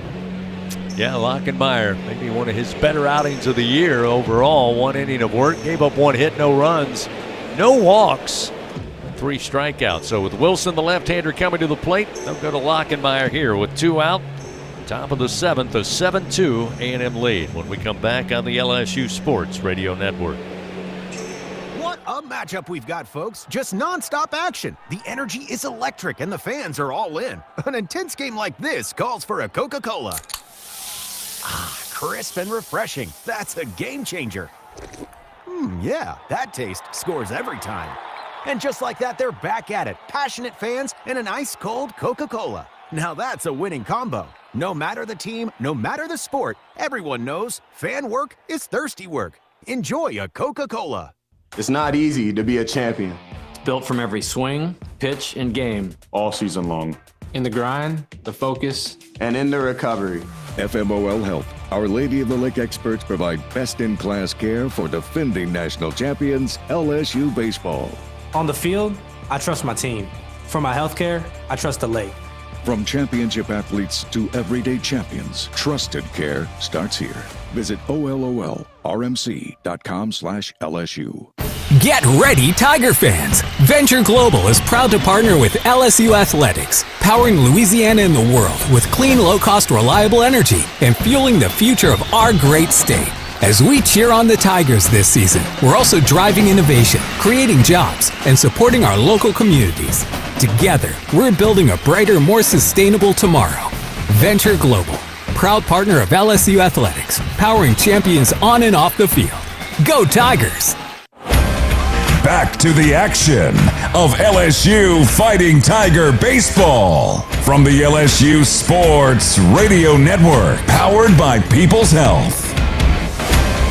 Listen up, Tiger fans. It's bold and fun. Play It's a Louisiana Thing from the lottery. Top prize, $235,000. Louisiana Lottery celebrating 35 years of reasons to smile. Must be at least 21 to purchase. As we get ready for continue here in the top of the 7th. It's a 7-2 Texas A&M lead. Put 3 runs on the board in the top of the 2nd. Stephen Milam with a solo home run in the bottom half of the 2nd, made it 3-1. A&M answered with 2 runs in the top of the 3rd, added 1 in the 5th. LSU would get their 2nd run in the 5th. And in the 6th inning, another plated run by the Aggies. That's where we are, 7-2. 7 runs, 9 hits for Texas A&M. 2 runs on just 3 hits so far for your Tigers. Jorian Wilson will be at the plate. Danny Lockenmeyer, the left-hander, takes over again with 2 outs and a runner at second base for the Aggies. Lockenmore been called on more in the last 3 weeks. Ethan Plog and Santiago Garcia were kind of the guys with Cooper Williams from the left side, and Lockenmore has emerged here lately. First delivery, a swing and a miss. Nice little breaking ball, just missed the end of the bat of Wilson. It's 0-1. A&M's power hitters have really been aggressive on first pitches through 2 days in this game.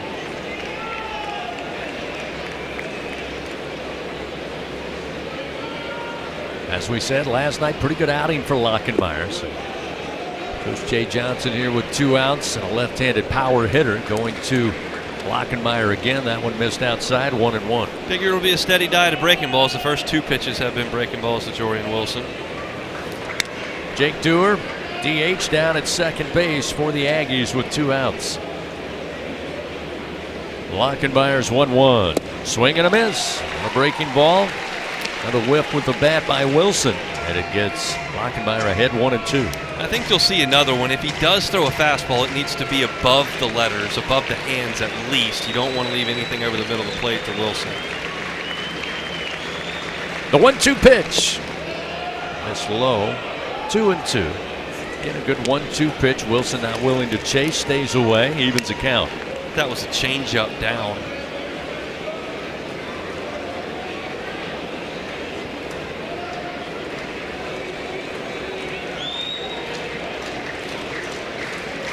Lockenmeyer again will come set, glances back to second, 2 outs, runner at second, the 2-2, and Wilson.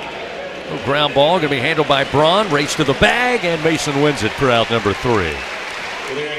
Aggies, no runs, 1 hit. They leave 1 man on in scoring position. Still a 7-2 Texas A&M lead. Tigers come to the plate after we stretch it out here at the box on a Saturday evening. Tigers have coming up Pearson, Braun, and Cerna. 5, 6, and 7 when we continue on the LSU Sports Radio Network. Hey, Tiger fans, 12 and younger, don't miss your chance to be a part of Mike's Kids Club. Presented by Shell, the exclusive kids club of LSU Athletics. Join Mike's Kids Club for only $25. Get the official Mike's Kids Club t-shirt, free admission to select LSU athletic events, and much, much more. To learn about upcoming events and to join, please visit LSUMKC.com. The Mike's Kids Club, presented by Shell. I'm Richard Fontenot, president of the Louisiana Farm Bureau Federation. My brother and I grow rice, soybeans, and raise crawfish on our farm in Evangeline Parish. For a 4th-generation farmer like myself, Louisiana Farm Bureau is as much a part of my life as checking traps or harvesting rice. Our organization is more than 145,000 members strong, and we've been around for more than 100 years. The Louisiana Farm Bureau spans generations, and we want you to join our family. Visit lafarmbureau.org. The Louisiana Farm Bureau Federation, the voice of Louisiana agriculture.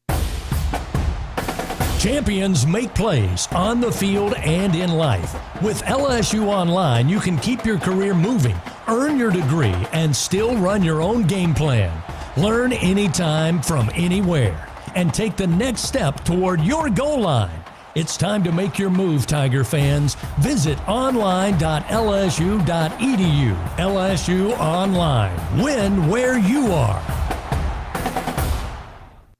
The 7th inning stretch of LSU Fighting Tiger Baseball was presented by Coshada Casino Resort, Louisiana's best bet.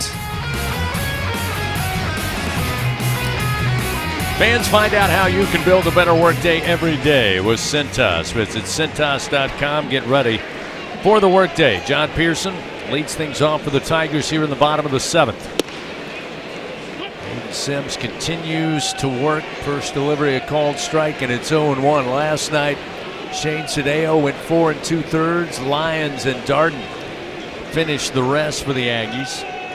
Sims going deep here today as this pitch way outside. 1 ball, 1 strike. There are several Aggies down in the A&M bullpen, but none of them especially active at this point. This is very much Sims' game. Tigers got to force Coach Early's hand here. Here's the 1-1. Pearson swings, but a foul ball out of play, and it's 1-2. I got one for you, Chris. St. Thomas and Northern Colorado played today. They played 21 innings today, and it ended on a walk-off balk. 21 innings to get to that. Here's the 1-2 pitch. Pearson hit on the hands, fouls it back. It's a little anticlimactic, huh? Longest game in Summit League history, I'm told. And I'm looking at the video of the walk-off balk. There are dozens of fans there, and it looks very cold in Northern Colorado. They did 21 innings in the cold, but at least the home team won. Here's the 1-2. Misses away to Pearson. 2-2 the count.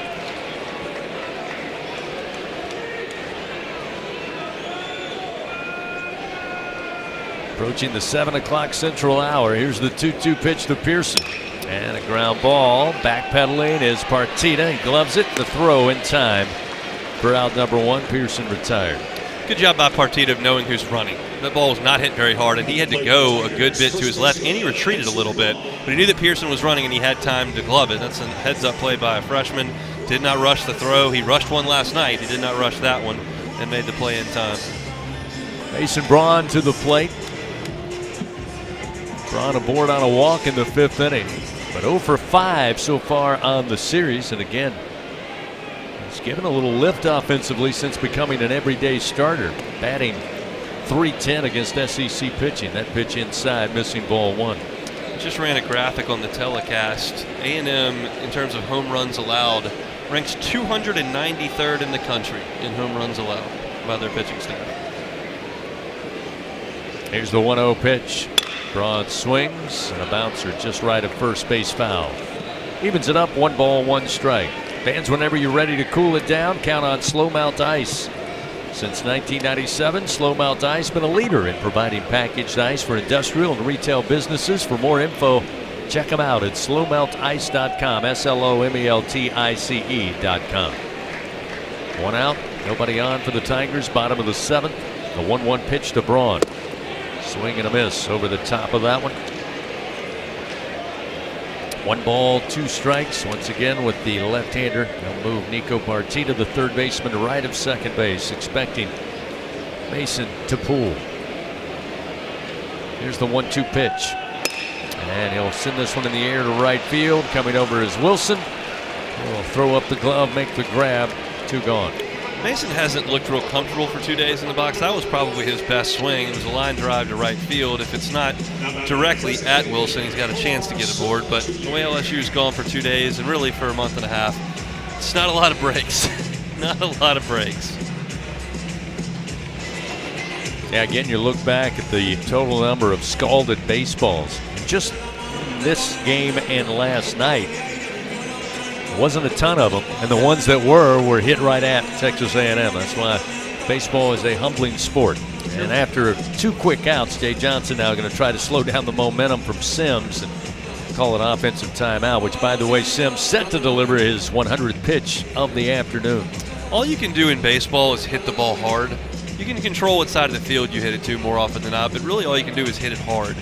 And so it's kind of like shots on goal in hockey. Like, the more you do it, the more you hit it hard, the more opportunities you create. The more you put the puck on the net in hockey, the better chance you have of getting one through. And A&M has just hit the ball hard for 2 days, and it shows. And LSU just has not enough. They mustered 10 hits last night, but you're talking about 16 strikeouts and 2 walks against Texas A&M pitching over 15 2/3 innings. That's just not going to get it. This is an A&M staff that does throw strikes.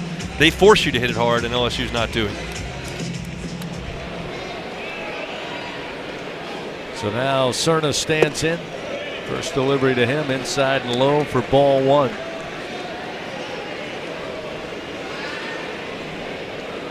The Aggies so far 17 runs on 21 hits. Here's the 1-0.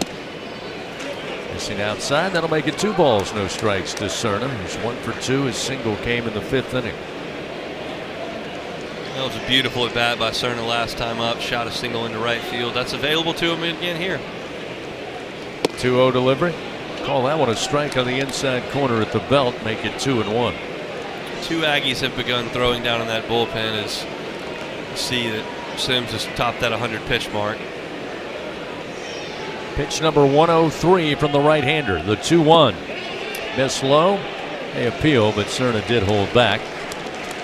And Hank Himmonen, our first base umpire, concurs. It's now 3-1.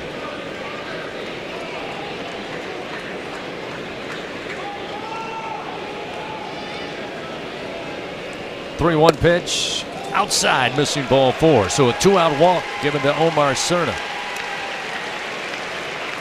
The Tigers, another batter here in the bottom of the 7th, just trying to kickstart something offensively. Tanner Reeves, who's 0 for 2, getting the start today at second base. Again, as Hunt said, a left-handed bat. Facing the right-handed throwing and starter Aiden Sims, who is set to deliver his 105th pitch of the day. But that may be all. Let's see. Jason Kelly making a quick little perusal out to the mound. He was eyeing the bullpen as he came up the top step. So in the Aggie bullpen, Clayton Freshcorn is throwing the most vigorously. That is their closer. That's interesting to me in a 5-run game where A&M still has 6 more outs to hit in. I don't know that I would have my closer up. I understand that Aggie dugout is well aware of LSU's comeback ability against Kentucky, against Tennessee, even against Ole Miss when they came up short, came back from 7 down. So in that sense, I understand it, but you would like to, I would think, have him for tomorrow if there's a tight game. But if LSU can get Freshcorn into the game and get 30, 35 pitches out of him and maybe not have him available to tomorrow, even if you don't win the ball game, that's an advantage for tomorrow. I realize that's not exactly what everybody wants to talk about, but it is reality. You're down 5 runs right now. They'll stick with Sims, and the delivery missing outside to Reeves for ball 1, 1-0. So Coach Kelly going out there wanted a face-to-face pitching plan with Aiden Sims, at least with Tanner Reeves, with 2 outs and a runner at first in Cerna. The 1-0 pitch. Reeves swings in the air to left field. Keel takes a couple of steps in. He's got it for out number 3. The Tigers, no runs, no hits, and 1 man left on. We go to the top of the 8th. 7-2 Texas A&M. They'll be batting when we come back on the LSU Sports Radio Network. The games are on, the food's delicious, and here you are always part of the team. Welcome to Walk On Sports Bistro, where every day is game day. Whether it's a post-win celebration, drinks after work, or taking the fam for some made-from-scratch favorites, Walk On's is your go-to for good times. Craft beer and cocktails, and bold flavors for fans of all ages. From melty mozzarella logs to Hall of Fame level burgers. Stop by today or order online or in the app. Walk On Sports Bistro. Game on. Hi, this is Chef Kevin Belton for People's Health. If you have diabetes, heart failure, or cardiovascular disorder, and you have Medicare, ask about a People's Health Chronic Condition Special Needs Plan. It's a Medicare plan designed to help with the unique needs that go along with these chronic conditions. Call People's Health today. Your benefits could start as early as next month. Plans are insured through United Healthcare Insurance Company or one of its affiliated companies, a Medicare Advantage organization with a Medicare contract. Enrollment in the plan depends on the plan's contract renewal with Medicare. My wife, she loves the fried okra. She's from Mississippi, so that's her favorite thing to do. I guess I was just too late. The flame ignited right there in my face. The pain was, it was bad. That's how I got 2nd, 3rd degree burns. Blue Cross treated me great with the recovery process. In the end, everything worked out. I'm Chad. I'm from Baton Rouge, and I had Blue Cross for 10 years. I don't eat fried okra. That's the funniest story. Back to the action of LSU Fighting Tiger Baseball from the LSU Sports Radio Network, powered by People's Health. Top of the 8th inning, Texas A&M portion of the 8th. They'll have Harrison, Kellner, top of the order, Grahovac. Marcos Paz now enters the game for the Tigers on the mound. The right-hander will face Harrison once action gets back to it. Fans, a reminder, don't let AC outages keep you on the bench this year. Text the words home run to 31996. Get a $59 AC system check from AccuTemp Services, proud partner of LSU Athletics. Paz has had a good couple of weeks here. Obviously coming off the Tommy John surgery. He's just a year and a half removed from that. Probably why he's in Baton Rouge, quite frankly. He was such a highly thought of prospect coming out of the Houston area and had the elbow injury as a high school junior, so MLB teams decided to let him pass. The stuff is great. Fastball's going to be around 94, 95, up to 96.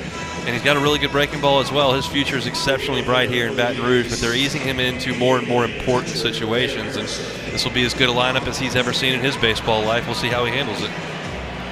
Paz with a 7.9 ERA. This will be his 13th appearance for the Tigers. He'll face Bear Harrison, who's 1 for 2 with a couple of ribby today, and he fouls the first pitch off right side, and it's 0-1. I can't recall a team swinging at so many first pitch breaking balls as A&M has this weekend. I'm not even suggesting that's a bad thing. It's just something I've noticed with a lot of their hitters. Here's the 0-1. And a swing and a miss. A breaking ball this time.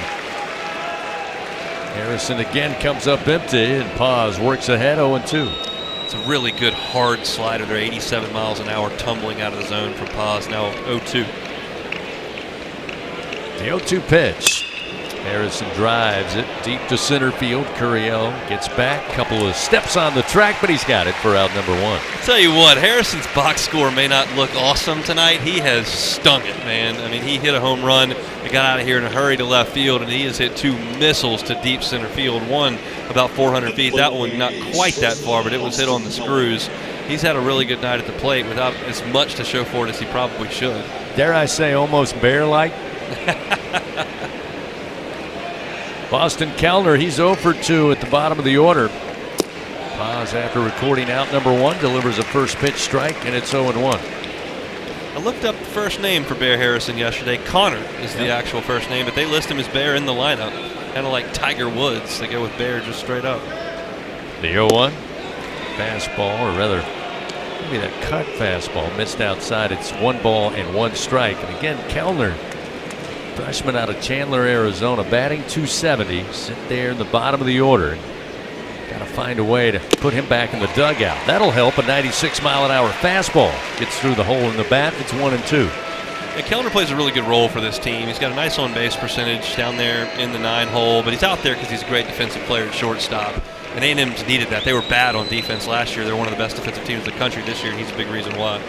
The 1-2 from Paz. This is low and away. Now 2 balls, 2 strikes. Fans serving the world's best baby back ribs, fresh seafood, Cajun-inspired comfort food. That's TJ Ribs.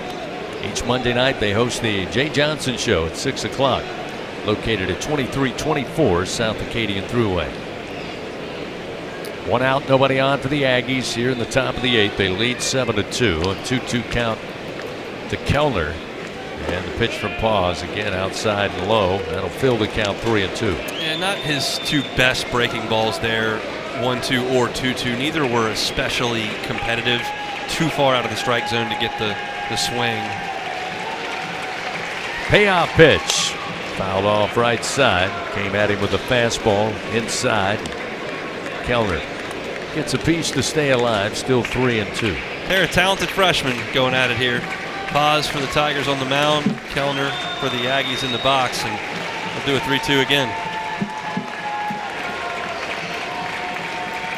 Paz, another payoff pitch. Called strike 3 on the inside corner at the knees.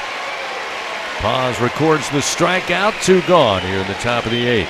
Really good pitch right at the bottom of the zone, 96 miles an hour. Just a beautiful, beautiful location. And honestly, a good job of Aaron Beatty to catch that thing on the rise and frame it. It was probably a strike, but he made it look a little bit better, presented it to that home plate umpire nicely. Gavin Grahovac 2 for 4. Solo home run earlier today. Go with 1 last night. Pitch missed outside. 1 ball, no strikes. Had a single with an RBI. Did Grahovac back in the 6th inning.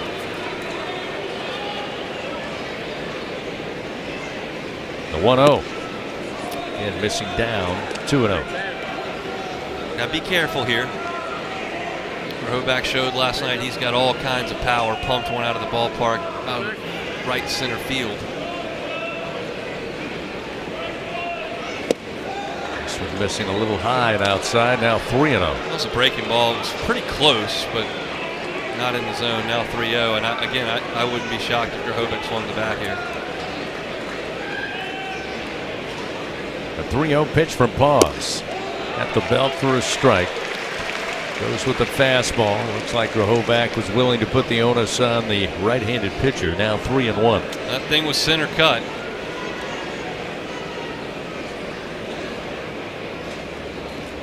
Paz shakes off a couple of initial calls. Now steps on the rubber, comes set. The 3-1 pitch.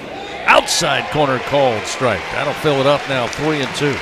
I'm not sure what that pitch was at 90 miles an hour. I don't know that it was a changeup. It looked really good coming out of his hand, but I'm not sure at 90 what that pitch was. The payoff. Ground ball hit right to Braun, the only infielder on the right side. And he will flip it to Paz at the bag for out number 3. And the Tiger fans going to give Marcos a good hand. Again, he holds the score and the lead at 5 runs. We go to the bottom of the 8th. 7-2, Texas A&M with the lead. It'll be Chris Stanfield, followed by the top of the order, Curiel and Brown, when we continue on the LSU Sports Radio Network. In Baton Rouge, locals don't just love their home. They love sharing it. Discover a city where culture is abundant, hospitality comes naturally, and the best spots are never kept secret. With the vibrancy of a big city and the ease of a weekend getaway, Baton Rouge invites you to slow down, savor, or soak it all in. Find your pace at visitbatonrouge.com. In the SEC, it just means more. But what is it exactly? It's the fans, the students, the traditions, the legends. It's passion to celebrate deeper, reach farther, think smarter, make an impact off the field. It's that intangible thing that happens when 16 schools raise the bar as one. Because in the SEC, it just means more. And here's Heather with the weather. Well, it's beautiful out there, sunny and 75, almost a little chilly in the shade. Now, let's get a read on the inside of your car. It is hot. You've only been parked a short time and it's already 99 degrees in there. Let's not leave children in the back seat while running errands. It only takes a few minutes for their body temperatures to rise, and that could be fatal. Cars get hot, fast, and can be deadly. Never leave a child in a car. A message from NHTSA and the Ad Council. Follow the powerhouse of college baseball on the LSU Sports Radio Network, powered by People's Health. Texas A&M will go to the bullpen for the first time today, and they'll bring in really their closer on the season, Clayton Freshcorn, out of Waller, Texas. The takeover on the mound here. They lead to the Aggies 7-2 over LSU. Chris Stanfield at the bottom of the order will lead it off, followed by Curiel and Brown. Freshcorn's been good this year. 7 saves in SEC play through 5 weekends. That'll tell the story there. Herky-jerky delivery by Freshcorn and a check swing foul off the bat of Stanfield and a fastball kind of in on Stanny. It's 0-1. A lot of elbows and kneecaps flying around with Freshcorn. The 0-1.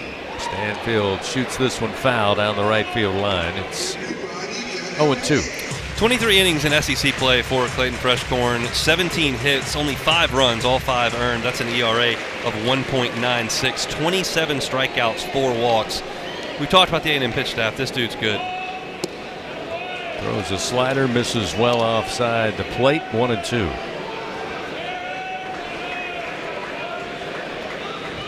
Freshcorn takes a little hop, steps on the rubber, now ready to go. The 1-2 pitch, and Stanfield sends it high in the air. Foul territory, first base side, and it's just out of the reach of Grahovac on the side wall. Keeps Stanny at the plate with a 1-2 count. Job number 1 for LSU here is to get base runners, try to win this game. You're down 5 with 6 outs to play. We've seen this team come back. That's job number 1 here. Job number 2, if you can't do that, you need Clayton Freshcorn to throw 35 pitches. Make him unavailable for tomorrow. It weakens A&M significantly in a game that you need to win. Another 1-2 pitch. Stanfield ropes this one to right center field.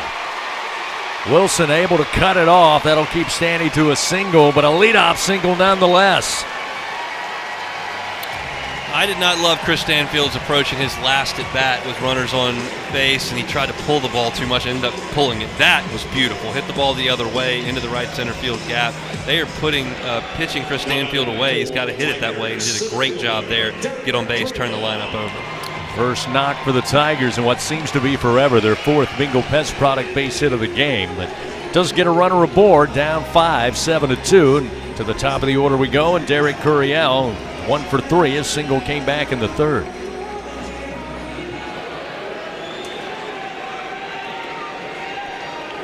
First delivery, fastball, low and inside, 1-0. Curiel caught looking back in the first inning by Sims, had a single in the 3rd. Last time a ground out to the second baseman, Akopian. Stanfield, good speed, sizable lead off of first. The 1-0 pitch to the plate, Curiel. Bouncer, handled by Grahovac, steps on first base, throws to second, and they'll double up the Tigers. As I mentioned last night, LSU fielded 980 last year, best in school history. This team came into the weekend, A&M, fielding 983, better than that. That was a very, very good college baseball play. One hopper right at Grahovac. He touches the bag and then rips it right on the money, which with Stanfield barreling into second base to his shortstop who applied the tag. That's a really good defensive play, and obviously a killer for LSU.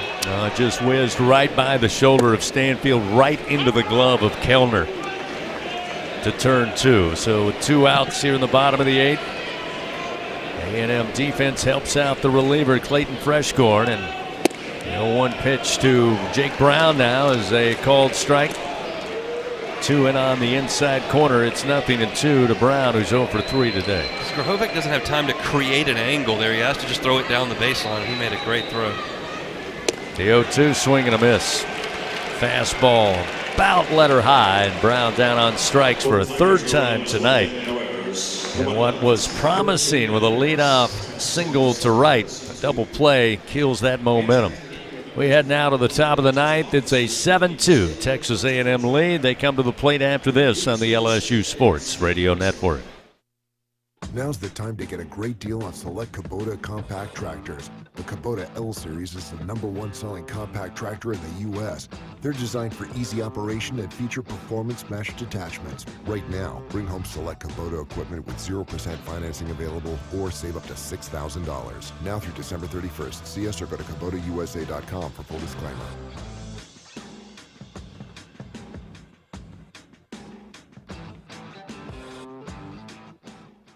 I'm Louisiana Attorney General Liz Murrill. Knowing the facts is the key to winning a case in court and also winning in life. To be a champion, you have to make good decisions, and one of those is to not vape. Vaping can destroy your lungs with toxic metals and chemicals. Some devices contain lead and nickel and even formaldehyde. Vaping can cause severe health problems, so choose to be a champion. Stay vape-free. Paid for by the Louisiana Department of Justice.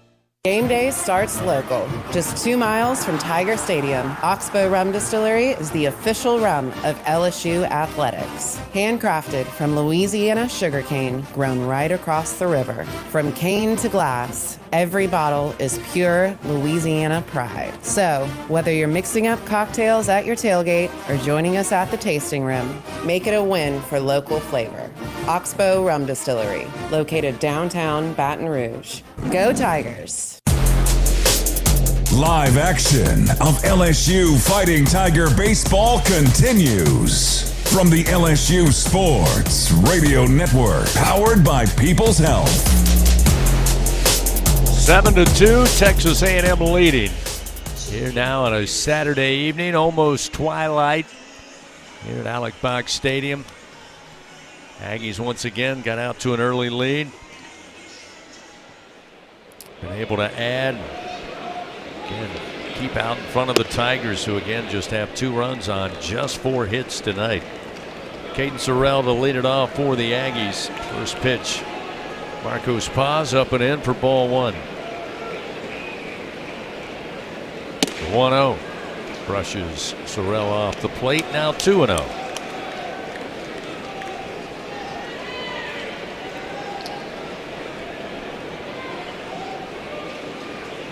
Righty on lefty matchup. The 2-0 pitch from Paz. Miss high and outside. Now 3 balls, no strikes. Paz got to settle down and put it in the strike zone. LSU's bullpen has been great since taking over for William Schmidt. Only allowed the 1 inherited runner to score and put a pair of zeros on the board. They need another one. 3-0 pitch. Take was on. Strike is there. It's 3-1. Tomorrow's game 3 right back here at the box. 1 o'clock first pitch. Marcos Paz. The 3-1 delivery. Inside corner called strike. Fastball fills it up, 3-2. Battled back. Now got to finish the deal. Sorrell tonight 2 for 4. Single in the 3rd and a double in the 5th inning. Payoff delivery. Yanked down the line in right, but it will go foul. Sorrell early in the game sliced a double down into the corner in left field. That one was pulled into the corner in right field, just about a carbon copy. The one into left that dropped fair was about 10 feet fair. That one was probably about 5 feet foul. He's a complete hitter, can use the entire ballpark. That's evidence of it here over the span of about 5 innings. Yeah, single and scored in the 3rd. That double Hunt mentioned in the 5th also came around to score a run. Tiger fans getting a little upset with Sorrell, who took forever and a day to come back to the plate after hustling down the line and making the wide turn at first before realizing or being told it was foul. Another payoff pitch to come from Marcos Paz. Here it is. And this time high in the air, third base side, foul territory. Pearson coming over, gives it a look, but it catches the overhang, and the count remains 3-2. Don't let AC outages keep you on the bench this year, Tiger fans. Text home run to 31996. That'll get you a $59 AC system check from AccuTemp Services, proud partner of LSU Athletics. 7-2 our score. A&M out in front. Another payoff pitch. And a swing and a miss. Marcos Paz served up a little 97 mile an hour. A baseball full of fuzz, and Sorrell down on strikes. Impressive stuff there from Paz. Falls behind 3-0 to maybe the best hitter in the country. And he comes back and throws 5 straight strikes and gets a strikeout. Chris Hacopian now 1 for 3. Had an RBI double in the 3rd inning.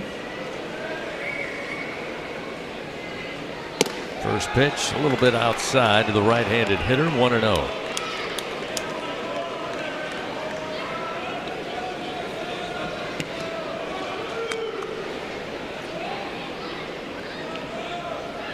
Delivery up and in, ball 2. It was impressive for Paz to come back from 3-0 to get Sorrell, but you don't want to make a habit of that, falling behind 2-0 now to Hacopian. Indeed. That was impressive, but 3 straight strikes will work too. Here's the 2-0. And does miss outside, so now 3-0 back-to-back. He's got to climb the ladder again against a very good hitter in Hacopian.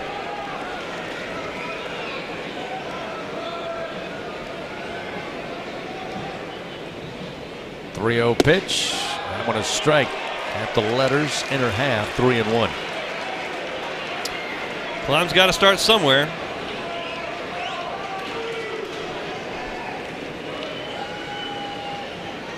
One out, nobody on for the Aggies. The 3-1 well outside, ball 4. So a 1-out walk will put Hacopian aboard. Bring Jake Dewar, the DH, to the plate. Who again is 1 for 3. Only 2 Aggies without a hit today. That's Keogh in the 6-0 and Kellner at the bottom of the order. Rahovac 2 for 5. Sorrell 2 for 5. Hacopian 1 for 3. Dewar 1 for 3. Partita 1 for 4. Wilson and Harrison each 1 for 3. Dewar also with a sac fly RBI back in the 3rd. First delivery at the knees from Paz, a strike, 0-1. A little adjustment there. He had missed with the fastballs early in the count to Sorrell and Hacopian there. Says, well, we'll spin the breaking ball for strike 1, and he did it. Good job. Hacopian with a lead off of first. Paz, the 0-1. Look out. Line drive foul above the dugout of the Aggies. Third base side. That'll put Marcos ahead in the count, 0-2. At this point, Chris, kind of feels like tomorrow you're headed towards a Weston Moss versus Zach Cowan showdown to start. Neither team announced a Sunday starter, but those 2 have not been used, and they have starting experience. I think that's probably where we're headed. The 0-2. Bouncer, and again with the shift on, it will just slowly bounce its way into right field. Again, Reeves shaded well towards second base. And A&M just hitting where the pitch was, and it bounces its way into right with 1 out, runners first and second.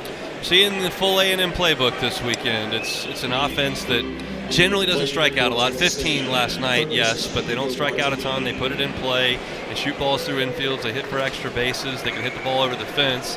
And then from a pitching and defense perspective, they throw strikes, not dominant strikes. They don't strike out a lot of guys. They throw it over the plate.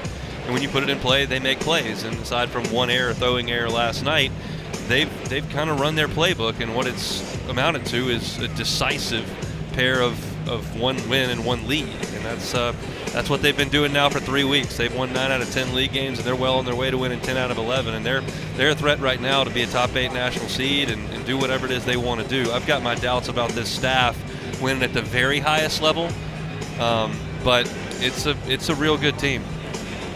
Yeah, again, you can't question their ability to score runs and bash the baseball. As Nate Yeski now back out there talking it over with Marcos Paz here with runners first and second, just 1 out.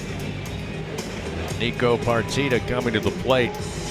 Just dawned on me that we talked about how good this freshman class is for Texas A&M. I mean, you look at the numbers. Partita batting .343 on the year, double-digit home runs, nearly 40 runs batted in, 7 doubles and 40 runs scored. There's the supporting cast on this team. They'll be the leading role next year.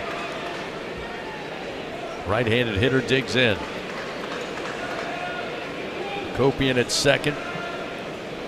Dewar at first base. The pitch from Paz. Firm with a fastball and a strike, 0-1.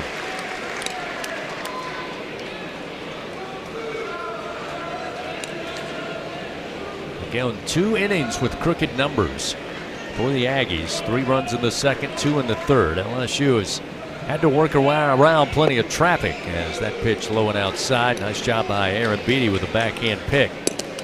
Keep it in the glove. 1 ball and 1 strike.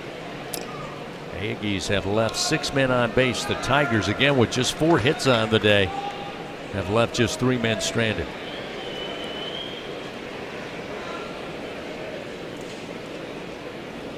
The 1-1 to the plate. Too far outside, 2-1. You've got the Milam homer for LSU, and then other than that, you've only reached second base 1 time in the game. It's just not even close to enough against this A&M team. Marcos Paz checks the runner at second. Now the 2-1 to the plate. Swing and a miss. That'll leaving it up 2-2.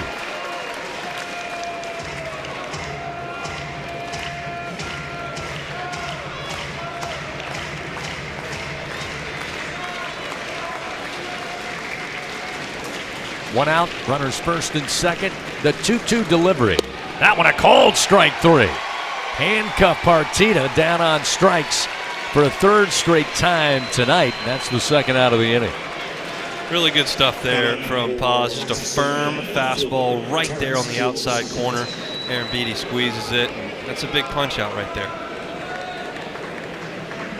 So now Terrence Keel to the plate. 0 for 3 tonight. Did reach base on a walk back in the 3rd. First pitch from Paz, way outside. 1-0.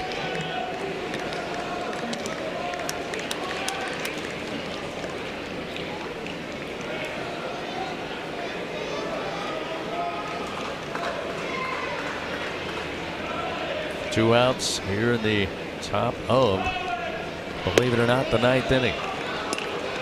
Pitch missing low, 2 balls, no strikes.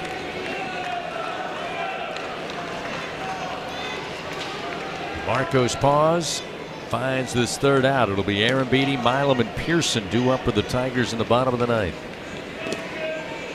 2-0 off the end of the bat, foul. That'll move the count 2-1.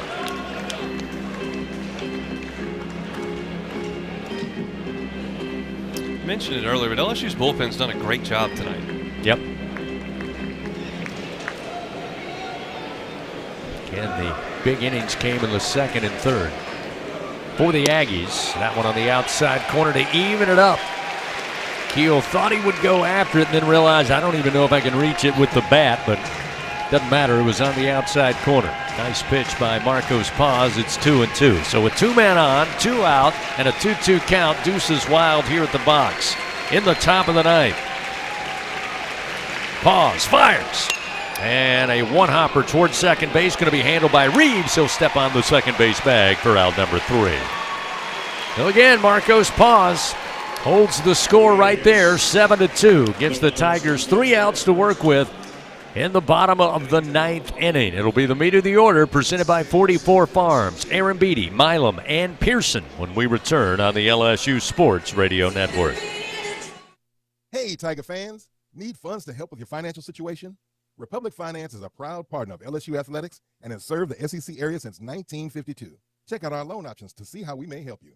Visit a local branch or get pre-qualified online at republicfinance.com/tigers. Not all consumers are eligible to apply online. Secured loans are available exclusively in branch and have collateral and insurance requirements. Standard loan terms, rates, and fees apply based on your state. All loans are subject to approval pursuant to standard underwriting criteria. Not all consumers will qualify. For more information, call 833-907-1737. If you live in Louisiana, you know what the many plants up and down the river mean for our state's economy. And for over 40 years, Action Industries has been committed to providing quality construction, maintenance, operational, and consulting services through the refinery and petrochemical industries. When it comes to safety and quality, Action Industries beats the industry standard. Call today or visit actionindinc.com. That's actionindinc.com.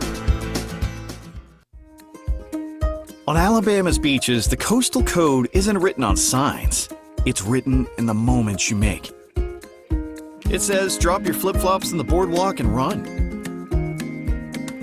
Seashells are the party favors of the Gulf, and all dance floors extend to the shoreline. Ready for a place where play leads the way? You'll get it when you get here. It starts with rule number 1. Start planning at alabamasbeaches.com. Back to the action of LSU Fighting Tiger Baseball from the LSU Sports Radio Network, powered by People's Health.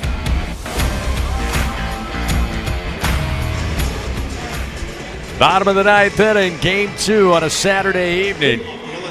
Texas A&M getting the win last night by a final of 10-4. They come into the bottom of the ninth leading 7-2. LSU will start it off with Kate Arambidi facing Clayton Freshcorn, who has thrown 10 pitches, entered the game as a relief pitcher for Aiden Sims there in the bottom of the 8th. First delivery, a bender in for a strike to Arambidi. It's 0-1.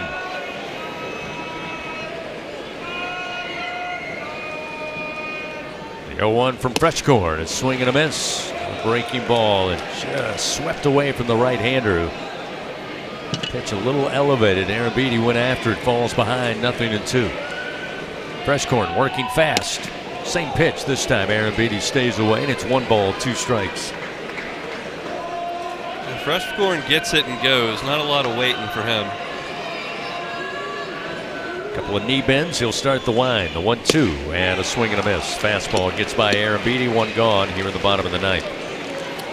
Just not a lot of competitive at-bats today, Chris. We talked about it right at the top of the show. Like, what's the key? You got to hit. And LSU has produced 4 hits and 2 runs against Aggie pitching today. Just not close. Now Stephen Milam, 1 for 3 today with that solo home run. Second in as many days. He's got 6 now on the season. We talked about the last 2 years. We've seen Stephen really have a uptick the back stretch of the season. There's a first pitch strike from Freshcorn, a breaking ball, and it's 0-1.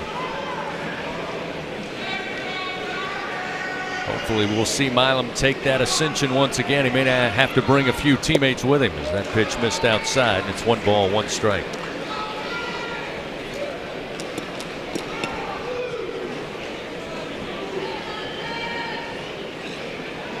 Milam takes a little extra time, now steps back in against the right-hander. Switch hitter batting from the left, and the 1-1. Bouncer foul to the Tiger dugout right side. 1 ball, 2 strikes. They'll move a third infielder. That's Nico Partito, the third baseman, right of the second base bag. Freshcorn again, a knee bend. Now the wind, the 1-2. Bouncer, but right of first base foul. Keep the count, 1 ball, 2 strikes. Help shape the future of medicine, fans. With Velocity Clinical Research, participants can receive compensation, access new potential medicines, get free study-related exams. Find a study near you at velocitytrials.com.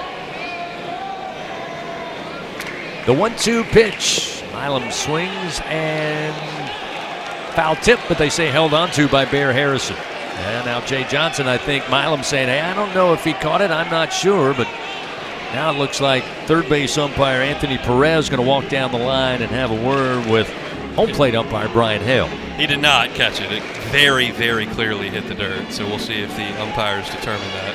That one was not even really close. Yeah, Milam kind of turned around, looked at Jay, and like, hey, what do I do? I don't think he caught it cleanly. It hit the ground. And again, looked like Brian Hale did not see it, did not hear it, but pretty clear that Anthony Perez came down the line and said, yeah.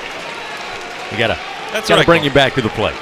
So it will stay 1 ball, 2 strikes. Milam still with a chance to swing. I don't have a problem with you missing it as long as we talk about it and get it right. Yep, absolutely.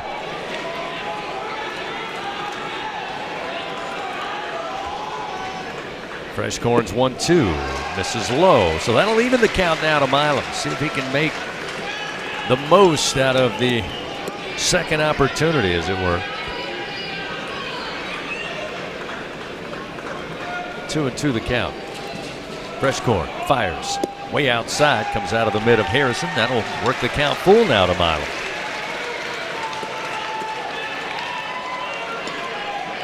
See if Steven can get aboard here. I'm just looking at that pitch count. This will be pitch number 22 for the reliever. Payoff delivery and a base hit up the middle, left of second base off the bat of Milam. And the junior shortstop indeed takes advantage of the second life at the plate. And a 1-out single, gets a runner aboard, and Hunt once again gets that pitch count to 22, and now a pinch hitter in Zach York going to be called upon for the Tigers. The left-hander to face the right-handed Freshcorn. I mentioned earlier, we've seen these grooves from Steven Milam over the course of his 3 years in Baton Rouge. He gets really hot, and he just starts stinging the ball, and he's doing it to all fields at this point, driving the ball up the middle, hitting it out of the ballpark. He's hit homers from both sides of the plate this weekend, so he's locked in right now. Unfortunately, his teammates haven't done it today, but Milam's really going well. So Zach York will pinch hit here for John Pearson. In a righty on lefty matchup. Milam got aboard from the left side with a base hit up the middle. Freshcorn's pitch low to York. Ball 1. Obviously, York's a double play candidate. It's going to be interesting to see how they will turn that if he grounds to the right side with 3 infielders to the right. It's going to be awkward in some way. I hope Zach doesn't give him that option, but something to be aware of. Freshcorn's 1-0 pitch. Missed inside at the belt, now 2-0. Sometimes just the smallest thing can get you out of rhythm on the mound. Freshcorn thought he had the second out on that drop foul tip. There's a strike on the inside corner. That'll make it 2-1 to York. With Freshcorn's delivery, a lot can go wrong as it's just so violent. The leg kick's so high and quick, and there's just so much going on. Get whiplash up there. Runner at first, the 2-1 pitch. Ooh, strike on the outer edge, that fastball. Now we'll make it an even count, 2-2. Zach's always been a very, very patient hitter. He drew a ton of walks at Grand Canyon, but in this league, a lot of guys throw strikes. You got to swing the bat. 2-2 delivery. Good take. Missed inside. Awfully close with the breaking ball, but it will fill the count now. 3 balls, 2 strikes. Freshcorn's only walked 4 in league play. If I'm Zach York, I'm assuming he's going to pump one in the strike zone here. Payoff delivery, and York pops it up. Again, they were in the shift, having to come over in foul territory with plenty of time to do so. Will be Boston Kellner to record the second out of the inning. It is hard to determine who's who when they do all that shifting. They shifted in the middle of that at bat twice. Yep. One time they flipped middle infielders. Yeah, they had initially moved Partita from third to left, or rather right of second base, and then when they got the second out on York, they switched Kellner back and put Partita on the other side. So a lot of movement out there on the diamond, but now with 2 outs and a runner at first. There's a pitch to Braun, and hacks this one foul down the left field line, and it's 0 for 1. Mason 0 for 2 today. Did reach on a walk in the 5th.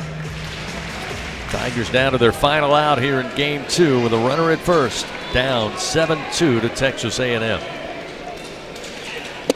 Swing and a miss. And Freshcorn ahead in the count, 0-2.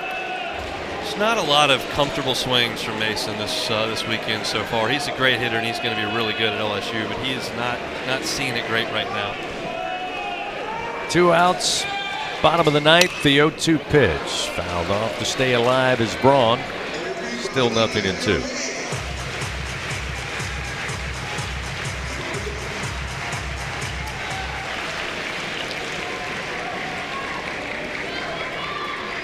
Steven Milam down at first, 2 outs, the 0-2 pitch. And Braun sends one high down the line left field way, but it will eventually make its way foul into the bullpen. Out of play and still 0-2. Mason does a good job of letting the ball travel, especially when he gets 2 strikes. It's a fastball, and it was the last second he could really get the bat to it, and it was foul, but it allows him to see more pitches, and that helps you hit the breaking ball too. Again, 2 outs, an 0-2 count. Freshcorn fires high and outside. That's pitch number 33.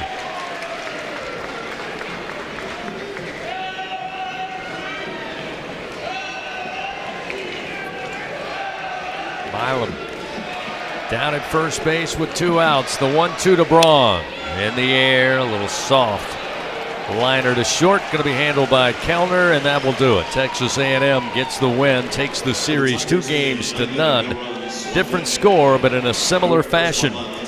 Texas A&M gets the early lead, adds as the game goes on, comes away with a 7-2 victory. With the win, the Aggies pick up their 30th victory of the year, now 30-7 overall, 11-5 in SEC play for the Tigers. It's now 23-17, 6-11 in SEC play, and now 5 straight losses in league action. Tomorrow's Game 3 gets underway with the first pitch at 1 o'clock. But tonight it's a 7-2 Texas A&M win to take the series here in Baton Rouge on the LSU Sports Radio Network.